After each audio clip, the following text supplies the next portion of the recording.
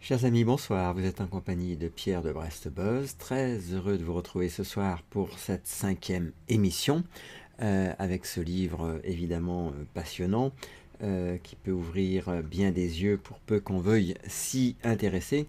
J'ai nommé le livre « La guerre secrète contre les peuples », j'espère que vous allez bien, et que la journée s'est passée aussi bien que possible pour vous, et je le rappelle que vous avez su mettre en place tout un tas de filtres appropriés pour ne pas vous laisser polluer par les messages ambiants dont nous savons maintenant bien avec tous les livres que nous avons parcourus ensemble, qu'ils ont une action sur votre psychisme, sur votre état intérieur, et donc quelque part la protection, vous savez où la placer, c'est-à-dire volontairement éteindre radio, télé, curiosité malsaine, pour vous recentrer sur vous-même et sur cette paix présente à l'intérieur de chacun.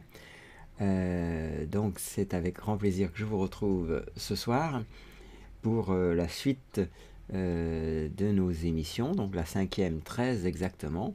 Alors vous voyez, on en était arrivé hier à une citation qui s'appelle « Il faut que le hasard renverse la fourmi » pour qu'elle découvre le ciel, la page 66, cette citation. Et évidemment, ça rentre dans le cadre toujours du chapitre 1er, un chapitre qui est maintenant démarré depuis la 2e émission, lequel s'appelle « Le contrôle du climat et de l'air que nous respirons ». Paragraphe grand A, mensonge et réalité. Et puis aujourd'hui, on va rentrer à un moment donné dans le paragraphe grand B, les preuves qui les accablent. Dans une deuxième partie de l'émission, eh bien, on passera à David Dufresne, dernière sommation, avec un paragraphe qui s'intitule « Liberté, égalité ». Attention, vous ne trompez pas de troisième mot, brasier. Ensuite, on aura un signalement, à la place Beauvau, c'est pour un signalement 182. Ensuite, il y aura un procès verbal. Ensuite, quand on a collé mur, vous ne nous attraperez pas, nous n'existons pas. Et enfin, les règles ont changé, les lois, c'est du passé. Alors, bienvenue à vous toutes et à vous tous qui nous avez rejoints ce soir. N'hésitez pas à vous manifester sur le chat de façon à ce qu'un échange puisse s'installer. Alors, on va revenir au focus sur le livre, donc page 66. On est donc sur cet ouvrage de Claire Séverac, La guerre secrète contre les peuples. Un ouvrage évidemment passionnant à plus d'un égard, qui consiste à questionner un certain nombre de phénomènes auxquels nous avons à faire face. Et il faut bien reconnaître qu'on n'y trouve pas beaucoup de réponses officielles satisfaisantes. Donc il nous reste ce livre, c'est pourquoi c'est sur lui qu'on va se concentrer ce soir. Donc focus sur le livre de Claire Séverac, intitulé, je vous le rappelle, « La guerre secrète contre les peuples ». Voilà, bonsoir Nelly, bienvenue parmi nous. On arrivait hier à cette citation, il faut que le hasard renverse la fourmi pour qu'elle découvre le ciel, proverbe du Moyen-Orient. Tout cela est tellement stupéfiant. Quand on en parle à quelqu'un pour la première fois, il n'y croit pas. Mais il se met à regarder le ciel, 3 points de suspension. Et de plus en plus de témoignages arrivent sur les sites Skywatch de tous les pays. Et chez nous, sur les forums d'Axepica, chemtrailsfrance.com, chemtrails-france.com. Actu Chemtrail avec un tiret entre les deux mots. Ciel voilé et le nouveau site de Yannick, le ciel nous tombe sur la tête. Sur les réseaux sociaux, chacun publiant ses inquiétudes, des vidéos, des photos de son coin de France, Mulhouse, Dijon, Marseille, Paris, les Vosges, l'Ariège, infestés de chemtrails et décrivant ce que nous voyons tous. Aujourd'hui, sur l'estuaire de la Loire, ils ont pulvérisé toute la journée. C'est comme ça tous les jours dès qu'il fait beau. On nous vole le beau temps et le ciel bleu azur. Que faire ? Nous constatons tous les jours des épandages massifs sur la région de Draguignan et depuis quelque temps, ce sont des substances noires qu'ils pulvérisent. Nos santé se dégradent lentement et je crois, vu la passivité de mon entourage, que le mal se fait déjà sentir dans le manque d'énergie à réagir ou à appréhender le danger. Reprise d'épandage intensif en Deux-Sèvres, je prends des photos et ce ne sont pas des avions de ligne car ils font des demi-tours. J'hallucine, que la force soit avec nous. Dans le département de l'Hérault, on va faire un petit réglage pour pouvoir accéder au sommet de la page. Dans le département de l'Hérault, secteur de l'Odève, lac du Salagou, il pulvérise depuis 2 ans sans interruption, de nuit comme de jour, 80 rotations en 24 heures et parfois plus encore, ceci sans aucune information dans les médias. Inutile de s'adresser aux Verts, aucune réponse dans leur moteur de recherche. Qui sont les avions autorisés à survoler Paris ? J'habite le Sauternes, près de Bordeaux, et je voulais juste vous informer qu'ici, c'est de pire en pire. Il est très rare d'avoir un jour sans chemtrails. Jour et nuit, ils balancent leurs saloperies, et depuis 2 ans, j'observe la végétation, les arbres surtout, mourir lentement. Quant au pH des sols, il ne cesse de baisser dans une indifférence effrayante pour l'illuminé de service que je suis, et qui n'a de cesse d'en parler pour que les gens se posent enfin des questions.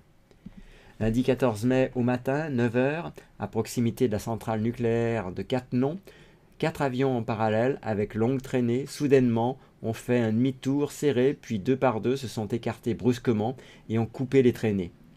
À quoi servent ces pulvérisations dans ce cas précis autour des centrales ? J'ai pu faire une déduction intéressante. J'habite en pleine campagne, la diagonale du vide. Très peu d'avions de ligne passent quotidiennement. Le 14 mars 2012, un ciel bleu immaculé a commencé à se charger avec les passages répétés de plusieurs avions. De grosses traînées blanches ont alors persisté dans le ciel, mais le plus frappant, c'était la fréquence et le nombre inhabituel d'avions qui passaient et repassaient pendant environ 4 à 5 heures, comme pour faire un quadrillage. Après cela, plus aucun passage, mais le ciel était devenu blanc et laiteux. À mon travail, j'ai vérifié la carte des servitudes aéronautiques de l'aviation civile et militaire du territoire concerné par ces passages. Cette carte ne concerne qu'une zone de 100 km², et je n'aurais jamais pensé qu'elle puisse s'avérer aussi instructive. Car une chose est sûre, ces avions venaient d'une zone réservée au vol militaire, traversaient un couloir de l'aviation civile avant de bifurquer pour reprendre une zone d'aviation militaire.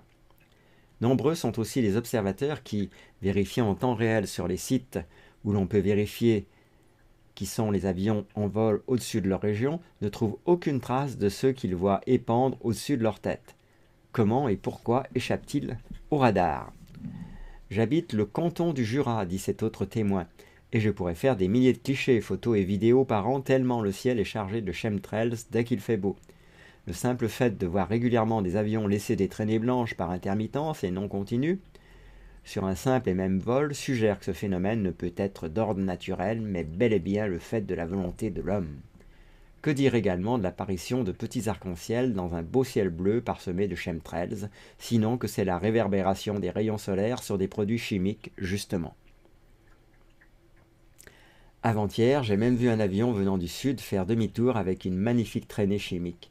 Cet avion n'avait aucun problème, sinon il se serait forcément dérouté sur Cointrin pour se poser en urgence. Je suis en Haute-Savoie, vallée verte.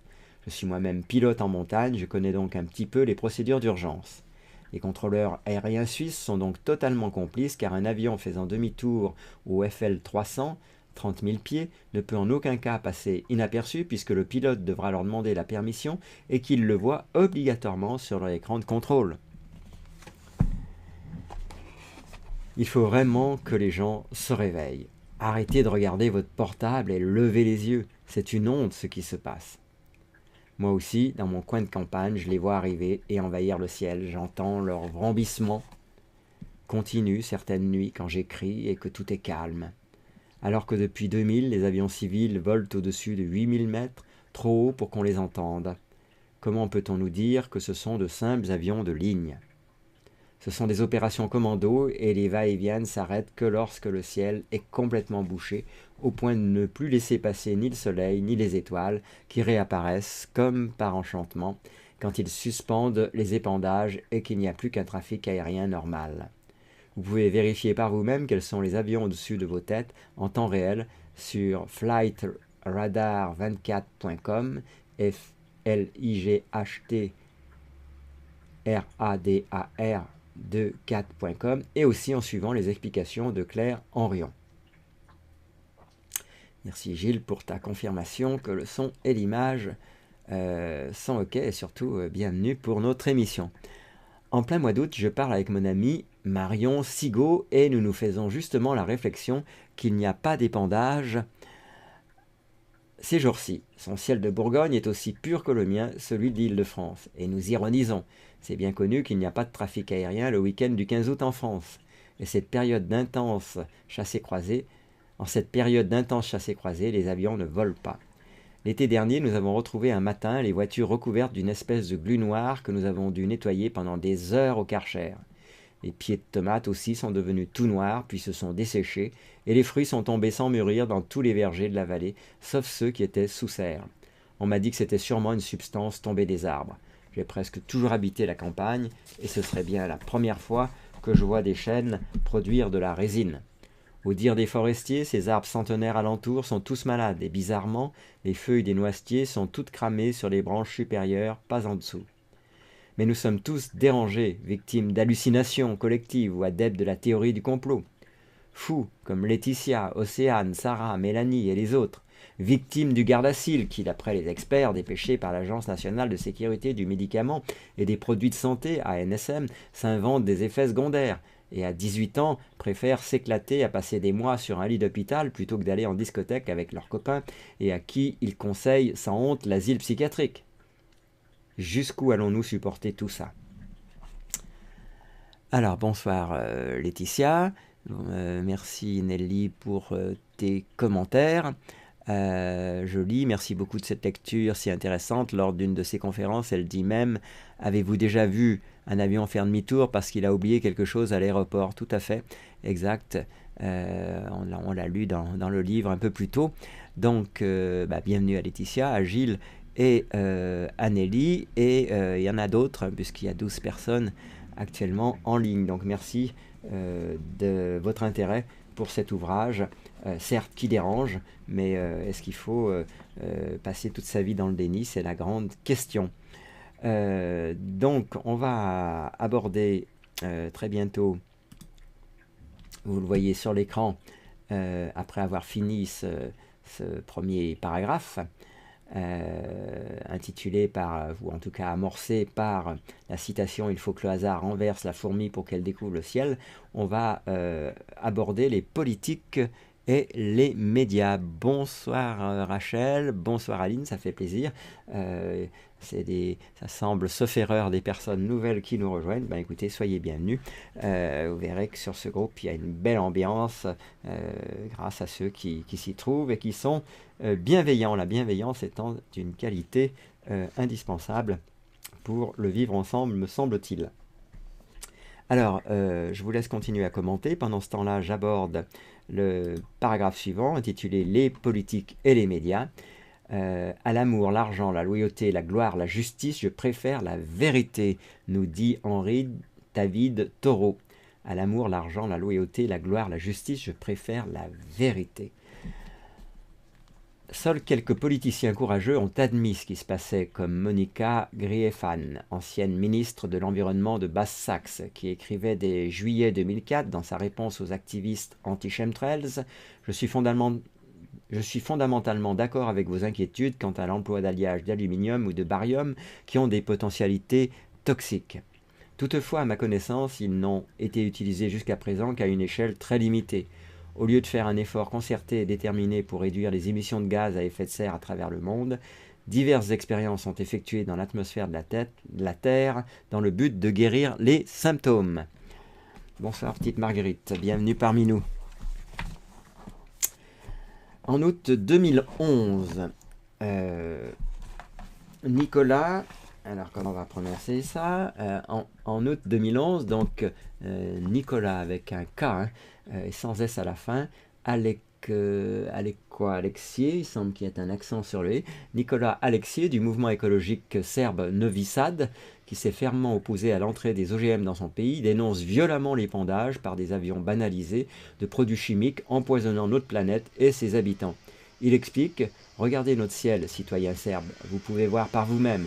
Regardez les traces quotidiennes des poisons qui viennent des avions banalisés.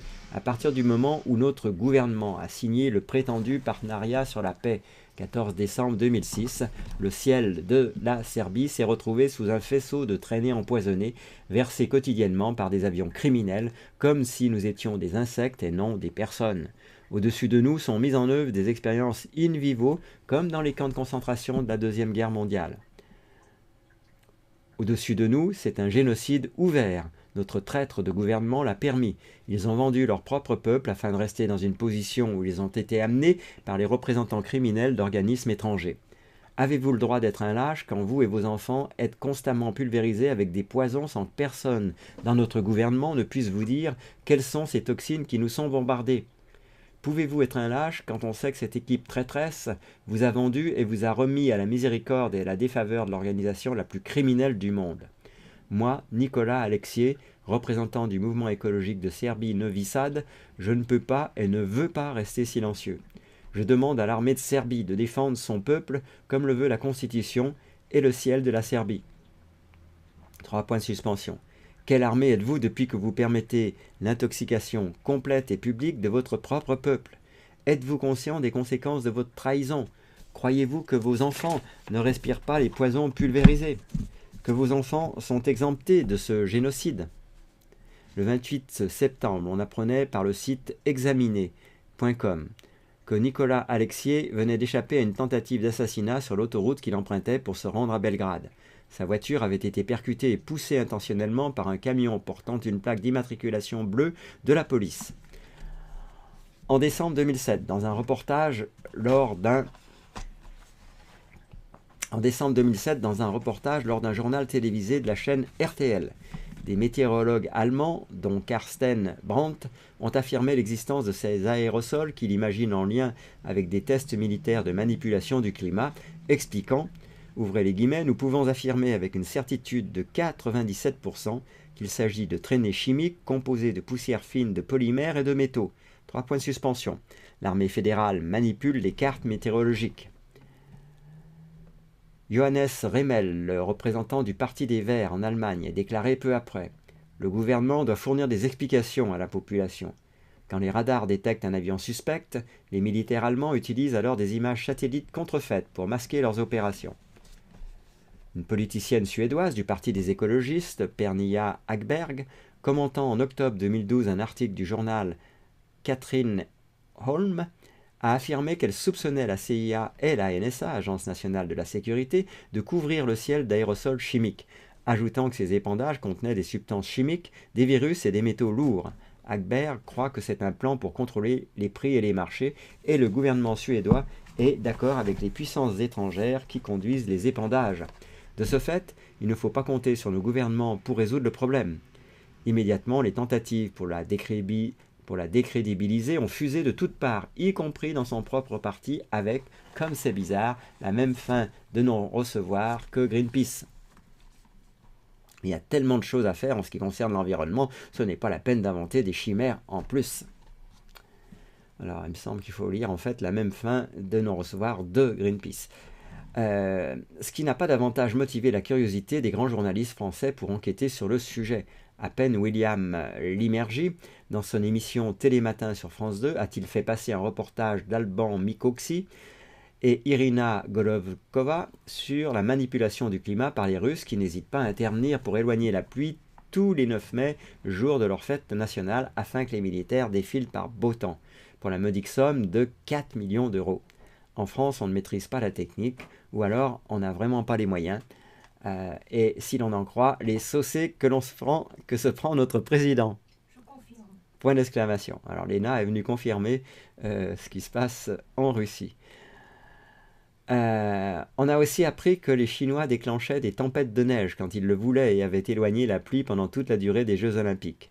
Poutine vient de faire larguer de l'iodure d'argent et des sacs de ciment. Il faut espérer qu'il n'oublie pas de crever les sacs avant de les balancer, pour garantir le beau temps, le temps des cérémonies de commémoration des 70 ans de la Deuxième Guerre mondiale.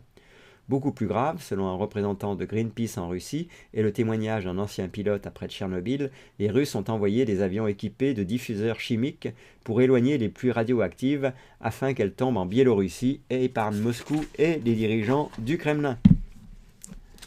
Les Japonais auraient fait de même après l'accident de Fukushima, repoussant les pluies radioactives pour qu'elles ne tombent pas sur Tokyo.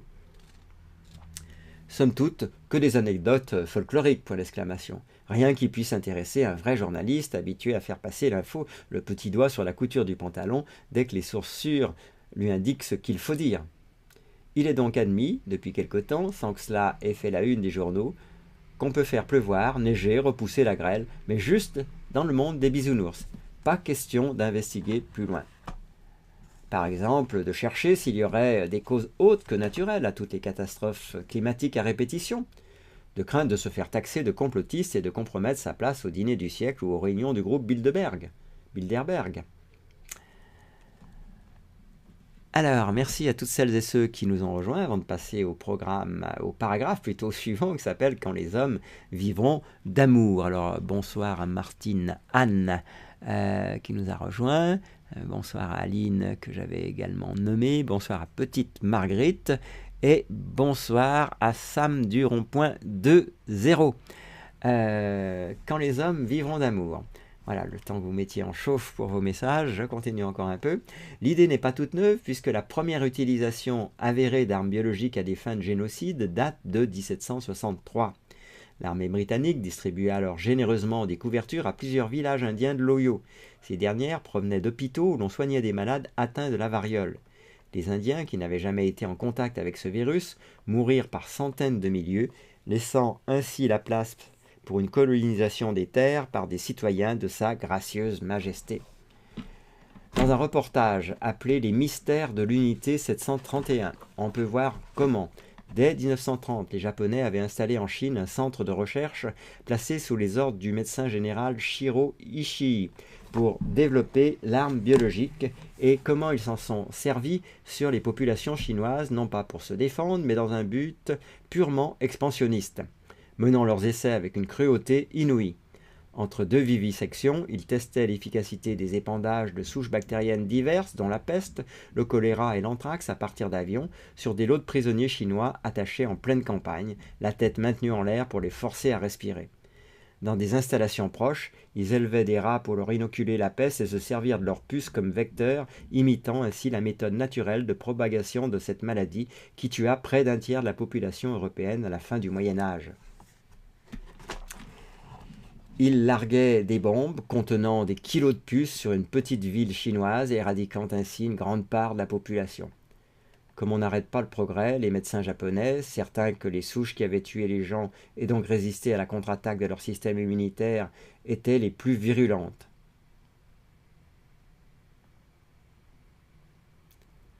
Alors je reprends cette phrase, comme on n'arrête pas le progrès, les médecins japonais, certains que les souches qui avaient tué les gens et donc résisté à la contre-attaque de leur système immunitaire étaient les plus virulentes, se servirent de civils chinois comme incubateurs vivants. Un Japonais ayant participé à ces actions explique dans le film qu'ils étaient d'abord infectés à l'aide d'une injection et quand on estimait que leur décès était proche, on les anesthésiait totalement avant de les vider de leur sang. On pense que ces activités de l'unité 731 firent quelque 3000 morts. Jean-Pierre Petit explique, les Japonais avaient largué de nombreux ballons qui, traversant le Pacifique, étaient réglés de manière à descendre lorsqu'ils atteignaient les reliefs, par exemple en Californie. Il ne fait à présent aucun doute qu'il s'agissait d'actions de guerre bactériologique, car les charges explosives que des ballons auraient pu transporter au travers du Pacifique auraient causé des dommages insignifiants. Par contre, des ballons porteurs de puces infectées par la peste s'abattant dans des grandes villes américaines ou dispersant des spores de charbon auraient pu causer la mort de nombreuses personnes. Dès le départ, les Japonais ont démontré que la guerre devait, pour eux, être menée avec le plus total mépris de la vie humaine. Quand les Américains préparaient les bombes qui devaient être lâchées sur Hiroshima et Nagasaki, ils ne devaient sans doute pas savoir ce que les Nippons auraient été capables de faire aux populations civiles des États-Unis. Avec leurs bombes atomiques, les Américains coiffèrent les Japonais au poteau. Lorsqu'il découvrit, après l'effondrement du Japon, l'avancement du programme nippon d'armement bactériologique, le gouvernement américain laissa le choix aux scientifiques ayant participé au projet. Soit être jugé comme criminel de guerre et pendu, soit collaborer. Tout comme il récupéra les criminels nazis après Nuremberg. D'ailleurs, lors de l'équivalent du procès de Nuremberg qui se tint au Japon, aucun officier responsable du projet de l'unité 731 ne figura parmi les accusés. Les mots « guerre bactériologique » ne furent même pas prononcés. Mais les États-Unis se mirent à développer un programme d'armes bactériologiques sous la responsabilité de Bill Patrick. Interviewé dans le documentaire, ce dernier confirme l'apparition de l'aérobiologie, raccourci de Jean-Pierre Petit pour décrire l'art et la manière d'épandre des bactéries par avion en exploitant au mieux les conditions météorologiques et l'existence d'essais sur différentes espèces animales dont 2000 singes. Bill Patrick précise que des essais furent réalisés dans le Pacifique, mais que, comme ceux-ci sont encore couverts par le secret défense, il ne peut en parler. En 1958, un essai réel de dissémination est mené sur des villes américaines, New York et San Francisco, à l'aide d'agents non pathogènes, afin, paraît-il, de valider la technique de dissémination par aérosol. Il est vraisemblable, et Jean-Pierre Petit s'en dit lui-même aussi convaincu, que les Américains, ne connaissant pas à ce stade la dose létale de charbon pour les êtres humains, ils effectuèrent des essais discrets sur des populations des îles du Pacifique. Ajoutant: comment des gens qui purent, avec l'accord écrit d'Oppenheimer lui-même, étudier l'effet cancérigène d'injection de plutonium sur leurs propres recrues, auraient-ils pu se priver de résultats aussi intéressants? En tout cas, à la fin des années 60, les États-Unis possèdent un arsenal biologique complet comprenant des agents létaux comme l'anthrax, la toxine botulinique, des agents incapacitants, Brucella suis, staphylocoque, encéphalite, et des agents anti-récolte, germes créant des maladies du blé, de l'avoine, du riz, 3 points de suspension. Les Russes ouvrent eux aussi, dès 1952, des centres d'essais ultra secrets sur des îles de la mer d'Aral où sont testés différents agents pathogènes comme la peste, l'anthrax, le typhus. Et dans les années 60, les militaires soviétiques créent les sites de Sverdlovsk et Zagorsk pour produire ces agents pathogènes industriellement. Le 8 août 1970, le Politburo décrète un développement de l'industrie microbiologique civile. La même année est inauguré à Stepnogorsk un immense complexe regroupant les meilleurs laboratoires de recherche civile et militaire, et 3 ans plus tard, une autre entité nommée Biopréparate, créée par le Conseil scientifique et technologique de biologie moléculaire et de génétique, qui regroupe 9000 scientifiques, dont 2000 sont des spécialistes des agents pathogènes néfastes pour l'homme. D'après un transfuge passé à l'Ouest dans les années 80, ce complexe avait déjà produit 20 tonnes d'agents de la variole, 25 tonnes d'agents de la peste, plusieurs centaines de tonnes d'anthrax et cherchait à créer une arme biologique quasi parfaite en croisant génétiquement des souches particulièrement virulentes de variole et du virus Ebola. Cette entité a été dissoute en 1992, mais les services de renseignement américains soupçonnent l'armée russe de ne pas avoir abandonné ses recherches. Soit dit en passant, évidemment, les services russes ont à juste titre les mêmes soupçons sur l'armée américaine. En effet, le 25 novembre 1969, Nixon annonce que les États-Unis renoncent unilatéralement aux armes biologiques et ne garderont qu'un programme purement défensif, vaccins, sérums, antibiotiques, tout en détruisant leur stock d'agents pathogènes. Et après le traité ABM, antimissile balistique, la Convention sur les armes biologiques, CAB, a été ratifiée en 1972 par plus de 100 nations, dont les États-Unis, interdisant la mise au point, la fabrication et le stockage des armes bactériologiques et exigeant leur destruction. Enfin, le 13 janvier 1993 est signée à Paris la Convention sur l'interdiction des armes chimiques, CIAC, entrée en vigueur le 29 avril 1997. Tous les agents ou substances chimiques sont considérés comme des armes chimiques, sauf s'ils sont utilisés à des fins permises par la CIAC, c'est-à-dire dans un but industriel, agricole, de recherche, médicale, pharmaceutique et tout autre but pacifique, dans un but de protection contre les produits chimiques et les armes chimiques, dans un but militaire sans rapport avec les armes chimiques ou dans un but de maintien de l'ordre public. Autant dire qu'on la contourne comme on veut. D'ailleurs, la même année se réunissait le projet pour le nouveau siècle américain, PNAC, dont un rapport intitulé « Reconstruire les défenses de l'Amérique » annonçait, pour maintenir l'hégémonie du pays, des formes évoluées de guerre biologique capables de cibler des génotypes déterminés. Alors, je reprends cette dernière phrase. D'ailleurs, la même année se réunissait le projet pour le nouveau siècle américain, PNAC, dont un rapport intitulé « Reconstruire les défenses de l'Amérique » annonçait, pour maintenir l'hégémonie du pays, des formes évoluées de guerre biologique capables de cibler des génotypes déterminés, pourront, alors il y a des choses un peu bizarres dans ces phrases, pourront faire passer la guerre biologique du règne de la terreur à celui d'un outil politique utile.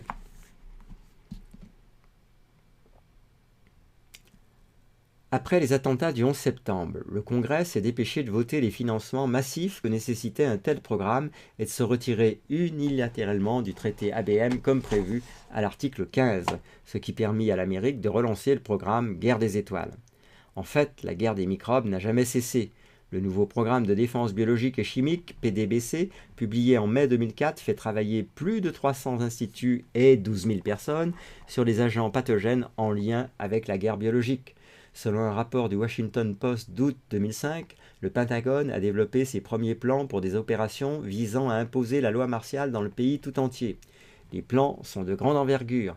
Les scénarios envisagés vont de la basse intensité, avec des missions modestes de contrôle des foules, à une intensité élevée, avec la gestion totale de désastres à grande échelle après des attentats, tels que les missions d'un agent biologique.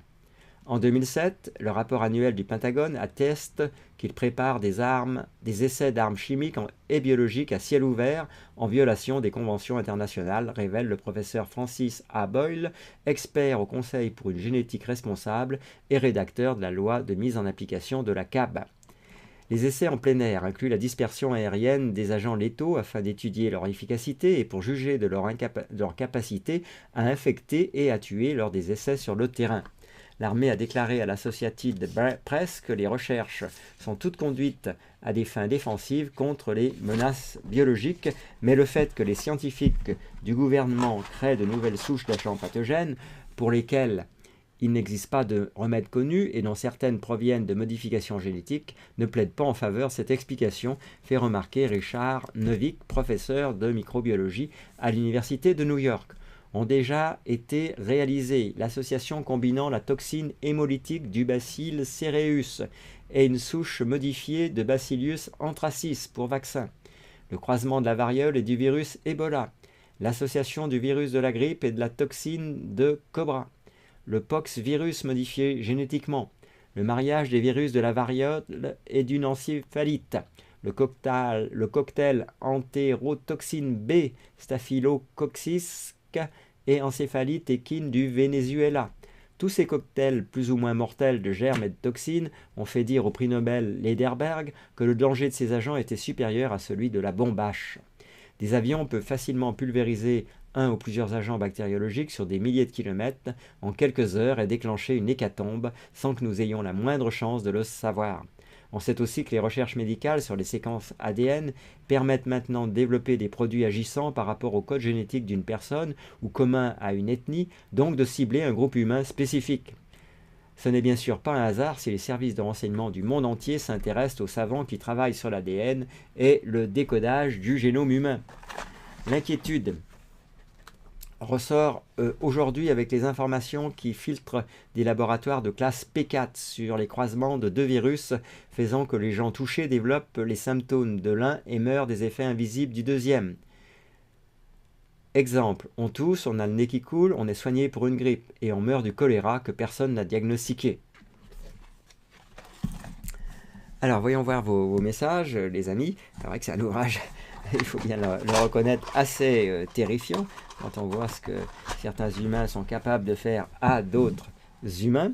Avant d'aller sur la suite, je reviens à vos messages. Ben, vous êtes une vingtaine de personnes, c'est merveilleux les amis.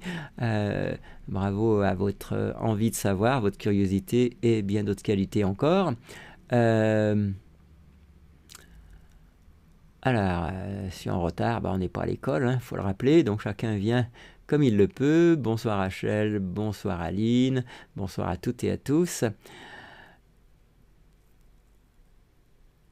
Alors, Martine, ah oui, Martine, Anne, bonsoir à toi. Bonsoir Denis. N'oubliez pas les pouces bleus, les amis. Merci de veiller au grain, Laetitia, c'est merveilleux. Bon, je comprends pas les enfants peu impactés par le corona bistouille, gardés à la maison par papy, mamie ultra sensible. C'est vrai que c'est des questions voilà, qui nous laissent dans des formes de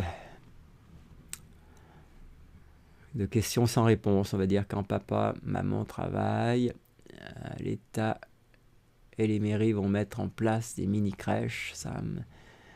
J'ai vu passer ça quelque part. Ah, ok, les écoles deviennent des crèches. Injonction contradictoire, nous dit Laetitia. Ne faudrait-il pas plutôt isoler nos aînés 3-4 semaines? Je sais pas. Pardon. Alors, qu'est-ce qu'on a d'autre? Le coronavirus est donc tout simplement une suite de leur magouille d'une arme biologique. Ça semble, en tout cas, dans ce cadre de lecture, assez plausible. Je m'entraîne à marcher sur les mains, nous dit Sam. Il y a 3 semaines, j'ai eu la grippe ou le rhume ou le corona, va savoir. Eh bien, je ne suis pas allé voir mes parents, je ne suis pas trop sorti pour éviter de contaminer. Bonsoir BHD. Bonsoir Dark Vador. Merveilleux. Et oui, comme dit petite Marguerite, comme c'est d'actualité. Bah oui, on ne peut pas s'empêcher évidemment de faire des rapprochements avec notre situation actuelle. Très intéressant et effrayant. Bah oui, il semblerait bien que dans la destruction d'autres humains, la folie de l'humain n'est pas de limite. C'est quand même assez incroyable. Ça nous dépasse tous les jours. Et évidemment, on n'arrive pas à s'organiser pour mettre fin aux actions de ces terribles criminels. Ça, c'est quand même assez embêtant. Alors, ma foi, il y a malin qui peut avoir des réponses à toutes ces questions. Alors, on va aborder en grand B, je vous remets un instant. En tout cas, merci de vous y intéresser. C'est ça l'essentiel pour l'instant. Je pense qu'à force de couper et de recouper nos informations, on va petit à petit être mieux formé, en tout cas je l'espère. Et donc vous voyez, là on va aborder pour cette émission numéro 5, en grand B, les preuves qui les accablent. Pourquoi nous dirait-il la vérité aujourd'hui plus qu'hier? Et puis les patentes. Donc on a encore pas mal d'avancées de lecture sur ce livre. Alors je remets le focus sur ce parti grand B. Le voici, et donc les preuves qui les accablent. Pourquoi nous dirait-il la vérité aujourd'hui plus qu'hier? Alors que les autorités américaines ont tout nié en bloc pendant des décennies, traitant les gens qui les accusaient d'hurluberlus conspirationnistes, on a maintenant les preuves, grâce aux documents déclassifiés des armées américaines et canadiennes, que tous ces gens ne rêvaient pas. Plusieurs séries de tests ont précédé l'opération Large Area Coverage, LAC, pour, comme son nom l'indique, prouver qu'il était possible de couvrir de larges zones d'épandage, et cela dans l'ignorance totale des populations concernées. En 1950, l'US Navy pulvérise des bactéries sur la baie de San Francisco pour déterminer, dans une expérience grandeur nature, à quel point une ville américaine pourrait être affectée par une attaque biologique et s'il était possible d'attaquer une ville portuaire avec des aérosols d'agents biologiques à partir d'un bateau situé au large. Des appareils de surveillance sont installés à travers la ville pour évaluer l'étendue de l'infection. De nombreux habitants se plaignent de symptômes semblables à ceux de pneumonie. En 1951, pendant une semaine, un village du Gard, Pont-Saint-Esprit, a été pris de folie et d'hallucination. Au moins 5 morts, plus de 30 personnes hospitalisées et près de 300 malades. Très rapidement, on accuse la maladie de l'ergot de seigle répandue par le pain du meilleur boulanger du bourg, maladie qui avait pourtant disparu de France depuis le XVIIIe siècle. Mais dans un livre publié aux États-Unis fin 2009, le journaliste Hank Albarelli affirme avoir percé incidemment le mystère.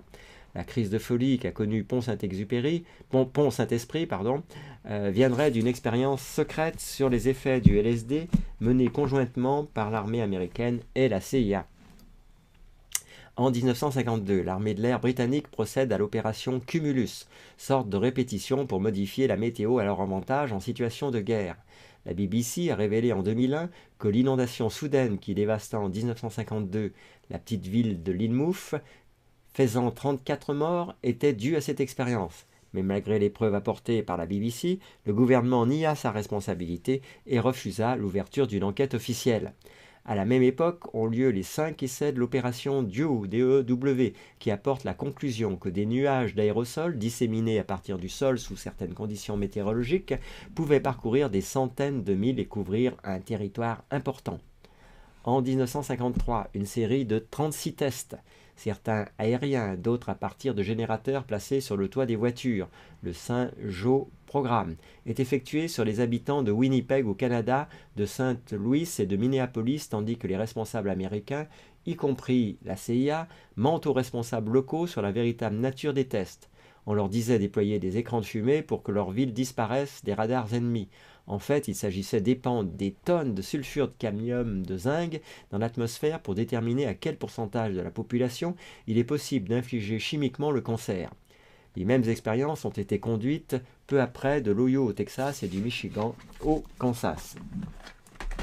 La même année, des expériences menées conjointement par l'armée et la CIA exposent des dizaines de milliers de personnes à New York et San Francisco à des germes répandus par avion, dont Serratia marquesans et Bacillus globigii. En 1955, la CIA disperse au-dessus de Tampa Bay, en Floride, une bactérie issue des laboratoires militaires d'armes biologiques pour tester sa capacité à infecter les populations humaines avec des agents biologiques. L'armée a aussi reconnu avoir épandu sur le Minnesota de 1953 au milieu des années 60. L'armée a aussi reconnu avoir épandu sur le Minnesota de 1953 au milieu des années 60. Et le corps chimique de l'armée a conduit en 1957 et 1958 l'opération LAC avec un C-119, avion prêté par l'US Air Force, toujours pour épandre du sulfate de cadmium de zinc sur les États-Unis. Des stations au sol ont récupéré les particules fluorescentes. C'est ainsi que l'armée a pu voir que les substances pouvaient atterrir jusqu'à 1200 miles de leur point de largage. On a aussi connaissance des opérations Devil Hole 1 and 2, en 1965, menée à Gersloll River, près de Fort Greely, en Alaska, dans le but de déterminer le comportement des agents chimiques lorsque détonés par de l'artillerie ou par des missiles. La première partie sera menée au sarin, la seconde au gaz VX, et du projet West Side du gouvernement américain qui a eu lieu dans les prairies canadiennes, où ont été largués un agent biologique, Bacillus globigii, et un chimique, le sulfure de cadmium de zinc, les deux considérés comme pathogènes pour les populations, bien qu'une étude menée ensuite par le Comité national de recherche américain ait confirmé que ces tests chimiques ne sont pas dangereux pour les humains. On s'en serait douté. En 1967, l'opération Popeye est menée par l'armée américaine au-dessus du Vietnam du Nord afin de créer des inondations sur le territoire et de couper l'approvisionnement de l'ennemi. Les Américains reconnaissent maintenant avoir dépensé 12 millions de dollars sur 5 ans pour ensemencer les nuages d'iodure d'argent afin d'intensifier et de prolonger les moussons saisonnières au Laos et ainsi rendre difficilement praticable la piste Ho Chi Minh aux camions de ravitaillement du Vietnam du Nord destinés à alimenter et à armer le Viet Cong au sud. De 1967 à 1972, à chaque saison de pluie, l'escadron 54 de reconnaissance météo en charge de cette opération a mené plus de 2700 missions de dispersion d'iodure d'argent. L'armée réussit à garder cette opération secrète jusqu'en 1971. Elle donna finalement lieu à une audition devant le Congrès en 1974. et l'agent orange, 400 kg de dioxine ont été déversés sur ce pays entre 1962 et 1971, alors que la dissolution de 80 grammes à peine dans un réseau d'eau potable suffirait à anéantir une ville de 8 millions d'habitants.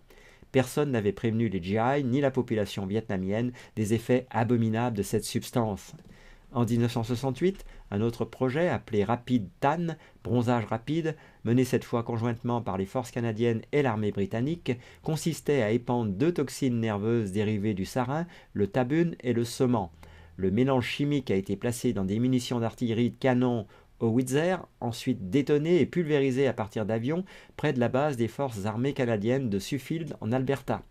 En 1969, le projet DTC 69-12 a lieu à Edgewood, aux États-Unis. On sait peu de choses sur ces tests, si ce n'est qu'ils consistaient en épandage de 9 agents nerveux, dont les très dangereux gaz sarin et VX.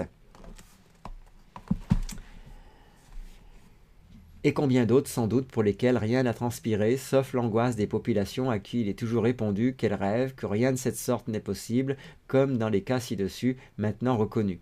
En mai 2000, Vince Gonzalez, un journaliste de CBS News, a été le premier à parler de plus de 100 tests secrets menés dans la guerre froide, avec 5842 soldats et marins, cobayes involontaires pour déterminer les effets d'armes biologiques et chimiques dans les combats. Un nombre incalculable de civils ont été exposés à leur insu. Mais malgré les demandes répétées de plusieurs journalistes indépendants américains d'avoir accès à certains documents gouvernementaux classés secret défense, le Pentagone a refusé d'ouvrir ses archives.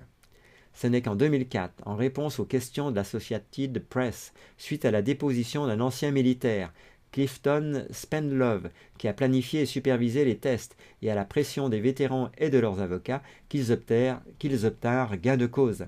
Les révélations de Spendlove ont été corroborées par La Chapelle, un commandant de la marine aujourd'hui à la retraite en charge de l'exécution des tests d'un projet similaire appelé SHAD, S-H-A-D, de 1964 à 1970. Le gouvernement américain n'avait plus le choix et a finalement divulgué des informations sur cette liste d'essais menés sans aucun état d'âme dans les années 60. Le 28 avril 1997, Cuba a déposé une plainte officielle à l'Assemblée générale des Nations unies qui accusait les États-Unis d'effectuer des épandages d'agents biologiques au-dessus du sol cubain.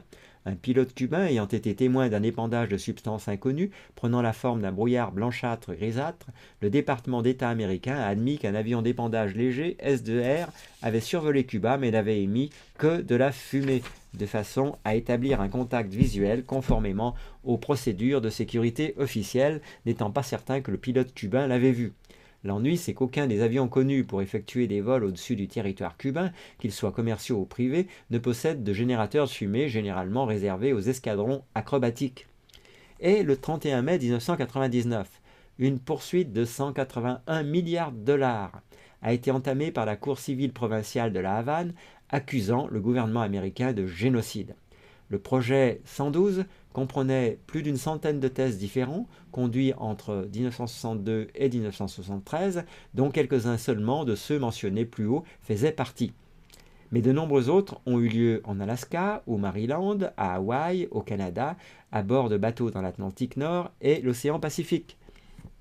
En Angleterre aussi, le journal The Guardian du 21 avril 2002 révélait l'existence d'un rapport du gouvernement qui confirmait pour la première fois que des essais d'armes biologiques et chimiques avaient été effectués entre 1940 et 1979 sans que le public en ait été informé, faisant d'une large part du territoire un laboratoire géant.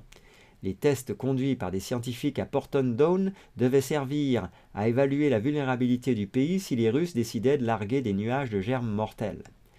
Le rapport de 60 pages donnait aussi des précisions sur plus de 100 expérimentations tenues secrètes, sur la façon dont le personnel militaire était briefé pour répondre aux curieux qu'il s'agissait de tests sur la pollution de l'air. Un chapitre intitulé « Les essais de particules fluorescentes » révèle comment, entre 1955 et 1963, des avions ont épandu du nord-est de l'Angleterre jusqu'aux extrémités de la Cornouaille des montagnes de sulfure de cadmium de zinc sur les populations. On sait que ces produits ont dérivé sur plusieurs miles à l'intérieur des terres, leur fluorescence permettant de les suivre. Bien sûr, le gouvernement affirme là aussi que le cadmium ne présente pas de danger, comme chaque fois que ce n'est pas vrai. Il est d'ailleurs reconnu par l'Agence de recherche contre le cancer comme une cause de cancer du poumon et il était classé par les Alliés pendant la Seconde Guerre mondiale dans les armes chimiques. Dans un autre chapitre, Large Area Coverage Trials, essai de couverture de vaste étendue, on apprend qu'entre 1961 et 1968, plus d'1 million de personnes le long des côtes du sud de l'Angleterre ont été exposées à des bactéries dont Escherichia coli et Bacillus globigii qui imitent l'anthrax. On y découvre aussi les détails du plan DICE mené entre 1971 et 1975 par des scientifiques militaires anglais et américains qui ont pulvérisé dans l'air des quantités massives de la bactérie Serratia marcescens. La même bactérie a été épandue dans les essais sabotage entre 1952 et 1964 pour déterminer la vulnérabilité des transports publics et des immeubles gouvernementaux.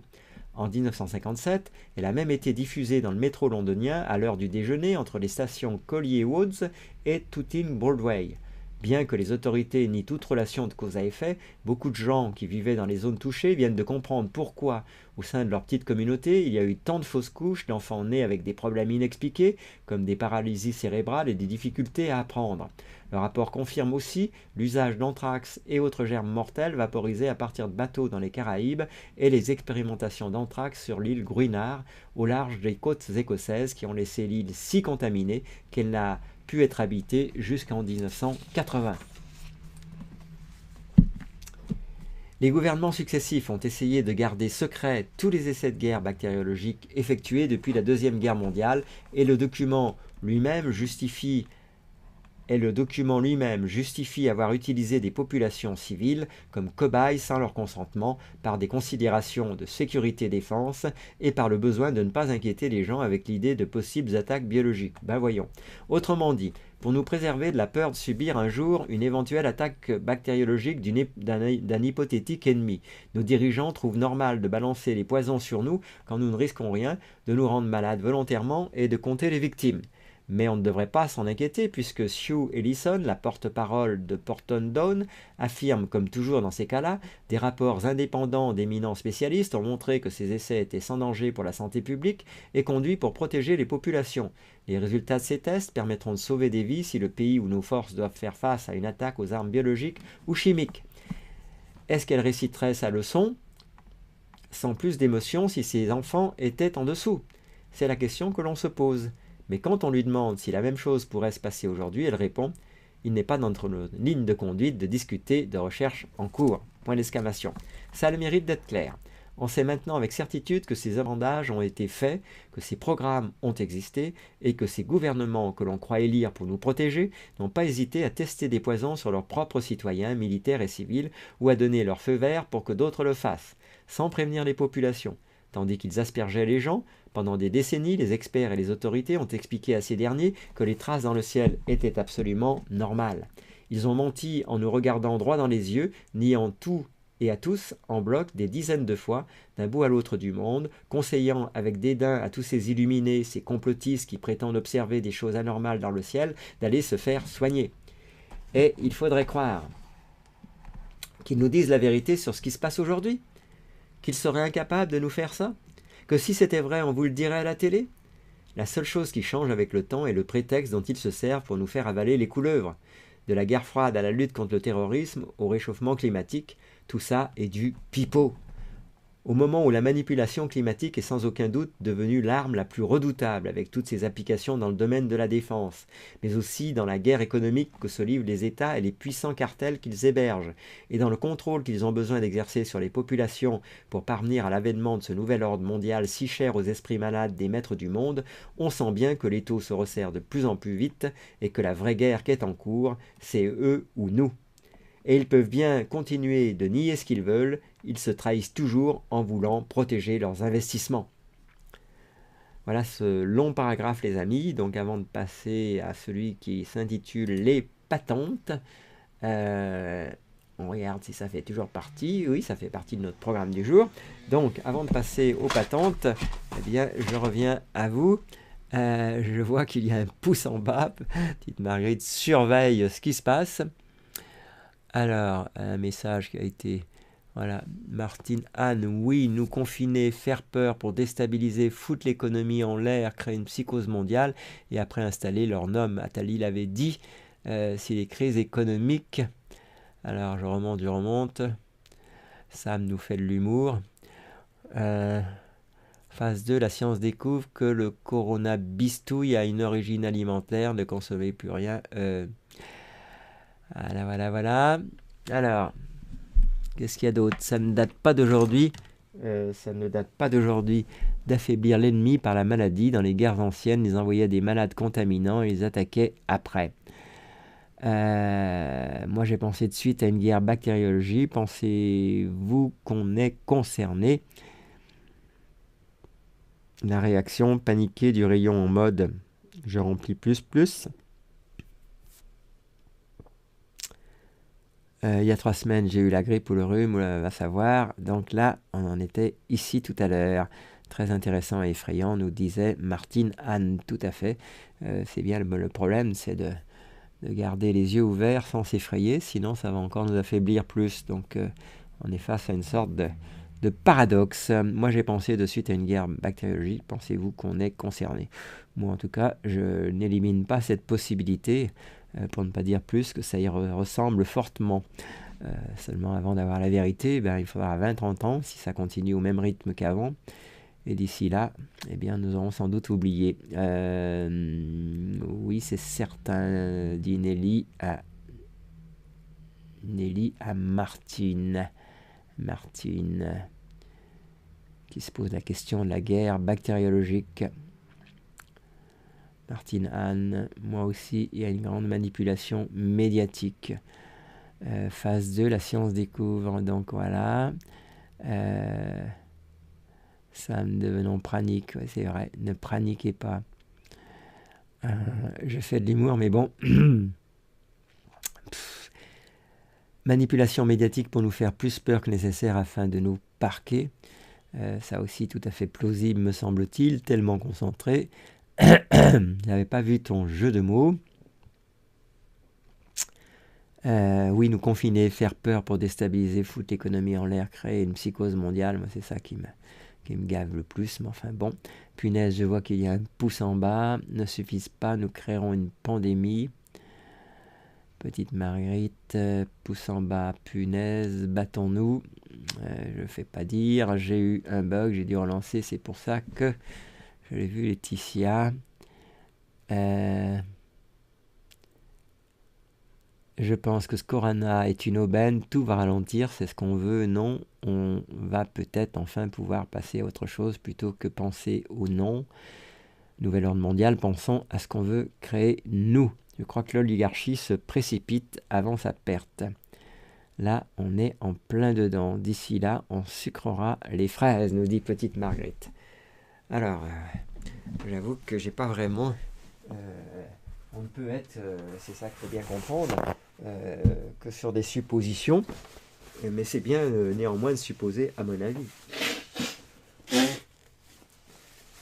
Alors, ceci étant, ça résonne effectivement très fort avec le bouquin qu'on est en train de lire. Donc, voilà. Et si l'un était la réponse à l'autre, point d'interrogation. Donc on va aborder comme dernier paragraphe pour ce qui est du livre de Claire Sévrac, on va aborder les patentes. Alors Denis nous dit NBC, nucléaire, biologique, chimique. Alors tu tousses d'ici, on est en plein dedans. C'est bien le problème, tous ceux qui peuvent avoir des petits rhumes ou autres, plutôt que de voir ça comme les rhumes habituels de l'hiver, on est tenté de les relier à leur saloperie là. Donc voilà, ce qui n'est pas une très bonne idée à mon avis. Voilà, donc j'espère que vous vous êtes procuré les huiles essentielles qui vont bien, à savoir laurier noble, citron, titri, ça n'est qu'un certain nombre parmi d'autres, mais bon, ils ont fait leurs preuves, éventuellement Ravinsara, Eucalyptus radiata, Niaouli, avec ça vous pouvez déjà faire pas mal de choses, plus l'argent colloïdal.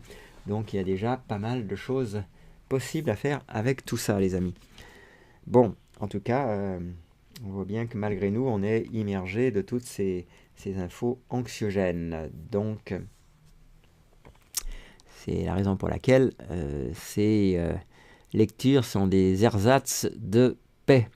Et que je me pose la question d'ailleurs d'animer quotidiennement une émission un peu en contrepoint de tout ce climat anxiogène sur la paix intérieure, parce que évidemment l'agitation mentale ne va pas nous aider. Donc voilà, en attendant, on va continuer notre lecture. Les patentes. Donc ce qui caractérise, il faudrait que je vous remette la caméra, voilà, ce qui caractérise notre époque, c'est la perfection des moyens et la confusion des fins, nous dit Albert Einstein. Il suffit de consulter les archives de l'US Patent and Trademark Office, bureau américain de dépôt des brevets et des marques de commerce, pour se rendre compte que toutes les catastrophes qui nous arrivent ne sont pas dues au hasard, et que les chemtrails ne sont pas une hallucination collective, mais bien les manifestations visibles d'actions que l'on persiste à nous cacher. Sinon, pourquoi y aurait-il eu tant d'inventions et de brevets déposés ces dernières décennies se rapportant aux épandages aériens? En vrac, pour ne pas les décrire tous. Procédé pour la production de nuages ou brouillards artificiels intenses en vaporisant des chlorures. Appareil pour disséminer des matériaux en poudre à partir d'avions. Méthode pour provoquer les précipitations. Moyen de communiquer à travers une couche de gaz ionisé. Appareil d'ensemencement de nuages adapté à la production de cristaux d'iode d'argent à disperser dans les nuages pour induire la pluie. Appareil et méthode pour produire dans la couche d'ozone un nuage artificiel d'ions ayant une densité d'électrons suffisante pour refléter les ondes électromagnétiques, installé sur un véhicule traversant la stratosphère. Ensemencement des nuages par un véhicule fusée. Dispositif pour disséminer par des techniques d'épandage des agents chimiques biologiquement actifs tels que pesticides, régulateurs de croissance. Méthode et appareillage pour déclencher un changement substantiel dans les caractéristiques terrestres. En 1958, le capitaine Howard T. Orville, conseiller en chef à la Maison-Blanche, reconnaissait concernant les modifications climatiques que l'armée étudiait les façons de manipuler les charges de la Terre et du ciel pour influer sur le climat grâce à des rayons électroniques pour ioniser et désioniser l'atmosphère. Le professeur Gordon J. F. MacDonald, du comité de conseil en sciences du président, en 1966, écrivait un chapitre du livre de Nigel Calder, Unless Peace Comes, intitulé How to Wreck the Environment, comment détruire l'environnement. Il y décrivait les applications militaires de la modification du climat, les techniques pour épuiser la couche d'ozone au-dessus de l'ennemi, produire des tremblements de terre, actionner les vagues des océans et se servir des champs magnétiques terrestres pour manipuler les ondes du cerveau humain. Rien que ça. Choquantes aussi sont les auditions du sous-comité sur les océans et l'environnement international qui enquêtait au début des années 70 sur la recherche militaire et trouva les plans détaillés pour créer des raz-de-marée à partir de l'utilisation coordonnée d'armes nucléaires. Comme par hasard, la reprise de la guerre froide pendant les années Reagan produisit une flopée d'inventions autour de la modification climatique. Déjà, un brevet d'août 1982, numéro 434-72-84, officiellement pour refroidir la Terre, ébauchait des plans pour produire un matériau couvert d'une couche blanche capable de réfléchir les rayons ultraviolets du Soleil. De nombreux autres brevets furent déposés pendant cette période, comme celui figurant sous le numéro 441-26-54, enregistré en novembre 1983, tendant à perfectionner la vaporisation aérienne de liquide. La méthode décrivait l'utilisation d'un carénage avec une fente sur le bord pour offrir une zone abritée dans l'aile de l'avion dans lequel serait introduit le liquide à pulvériser. Et pour ne pas s'arrêter en si bon chemin, un brevet déposé en juillet 1986 détaillait un mécanisme fourni pour libérer du propane liquide d'une fusée pour ensemencer les nuages. Un autre, en août 1990, sous le numéro 494-80-50, décrivait l'usage d'un générateur dont les commandes seraient couplées à celles de l'avion pulvérisateur. En 1991, deux chercheurs américains d'origine chinoise, David Chang Hughes et Yifu Shi, qui travaillaient au laboratoire national de Lawrence Livermore en Californie, ont inventé l'ensemencement stratosphérique Welsh-Bach pour la réduction du réchauffement climatique. Le propriétaire exploitant du brevet est le géant de la technologie spatiale Hughes Aircraft à Los Angeles. Les chercheurs y préconisaient l'épandage dans la stratosphère de ce que l'on a appelé les particules Welsh-Bach par le biais d'une substance porteuse. Ces particules sont des oxydes de métal qui convertissent la chaleur empêchée par les gaz à effet de serre de s'échapper de l'atmosphère de la Terre en ondes infrarouges. Ces ondes sont alors retournées vers l'espace, créant le refroidissement recherché. Les particules décrites dans le brevet doivent être ajoutées au carburant de l'avion de façon à être expulsées des moteurs pendant la combustion. Ces substances en question sont le plus souvent de minuscules particules d'oxyde d'aluminium et des sels de barium qui deviennent visibles dans le ciel sous la forme de filaments blancs. Ce qui rend crédibles les observations et les craintes de milliers de gens de par le monde. Les rayons entrants du soleil sont eux aussi diffractés par la poudre d'aluminium et envoyés vers le ciel.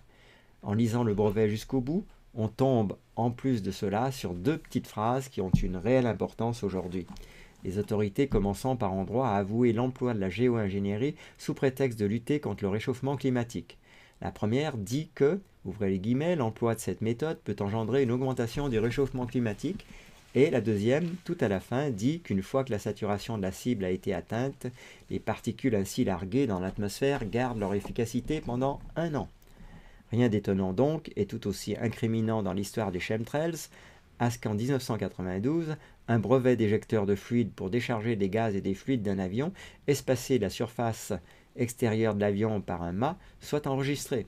Ce système, permettant que les produits se répandent dans l'axe exact de la condensation des moteurs, ce qui rend volontairement plus difficile l'identification des épandages. On sait depuis toujours que les Français ont la particularité d'inventer des trucs géniaux qui ne servent à rien, méprisant souvent toute créativité assujettie à l'idée de profit, alors que les Américains, eux, ne cherchent que ce dont l'industrie a un besoin urgent pour faire avancer les choses et qu'ils pourront vendre à prix d'or. Il est donc difficile de croire qu'ils aient pu s'escrimer à faire autant de recherches dans un domaine où il n'y aurait pas d'application immédiate. L'éclatement de l'Union soviétique dans les années 90 apporta d'ailleurs la preuve que toutes ces découvertes de part et d'autre n'étaient pas restées virtuelles. The New York Times rapportait le 24 septembre 1992 qu'une société russe vendait ouvertement des équipements électroniques pour manipuler le climat, notant que certains fermiers russes s'en servaient pour obtenir un meilleur rendement de leurs récoltes. Tout comme certaines associations d'agriculteurs en France notamment, possèdent des canons à grêle qui permettent d'envoyer dans les airs de l'iodure d'argent qui empêche les grêlons de se former. Un peu plus tard, The Wall Street Journal écrivait que la compagnie russe Elat Intelligence Technology Incorporation vendait le même genre d'équipement avec le slogan « Weather made to order ». Il citait Igor Pirogov qui affirmait que l'ouragan Andrew et ses 17 milliards de dollars de dommages auraient pu être transformés en petites bourrasques par sa compagnie. La Malaisie combat le brouillard avec des cyclones était l'un des titres à la une du Wall Street Journal le 13 novembre 1997, expliquant « Le plan requiert l'utilisation d'une nouvelle technologie russe pour créer les cyclones et causer des pluies torrentielles qui dispersent le brouillard de l'atmosphère. » Ce n'est bien sûr pas un hasard si les communications sur la géo-ingénierie se retrouvent le plus souvent dans le Wall Street Journal. Mais c'est on ne peut plus inquiétant de voir le changement climatique coté en bourse. Et bien voilà pour aujourd'hui. Ça nous laisse bien évidemment pantois, on ne peut pas dire autrement.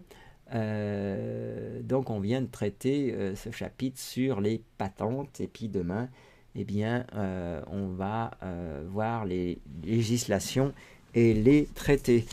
Comme vous voyez, ça fait déjà une bonne dose pour aujourd'hui de cet ouvrage. On va se laisser la digérer. Et puis, on va revenir à notre deuxième ouvrage après la lecture de vos messages sur le chat. Donc, dernière sommation de David Dufresne. Alors, il y a des blocages avec les chiffres, Laetitia. Ta maman était prof de maths, d'accord? L'enfer est pavé de bonnes intentions, nous dit BHD. Désolé pour le bruit dans le micro. Qu'est-ce qu'on pourrait bien vivre si la technologie était utilisée à bon escient et les ressources partagées? Je te le fais pas dire, petite Marguerite. Sans doute, rien qu'à l'aéroport de Paris, j'avais une montée de chaleur au front, nous dit Shando.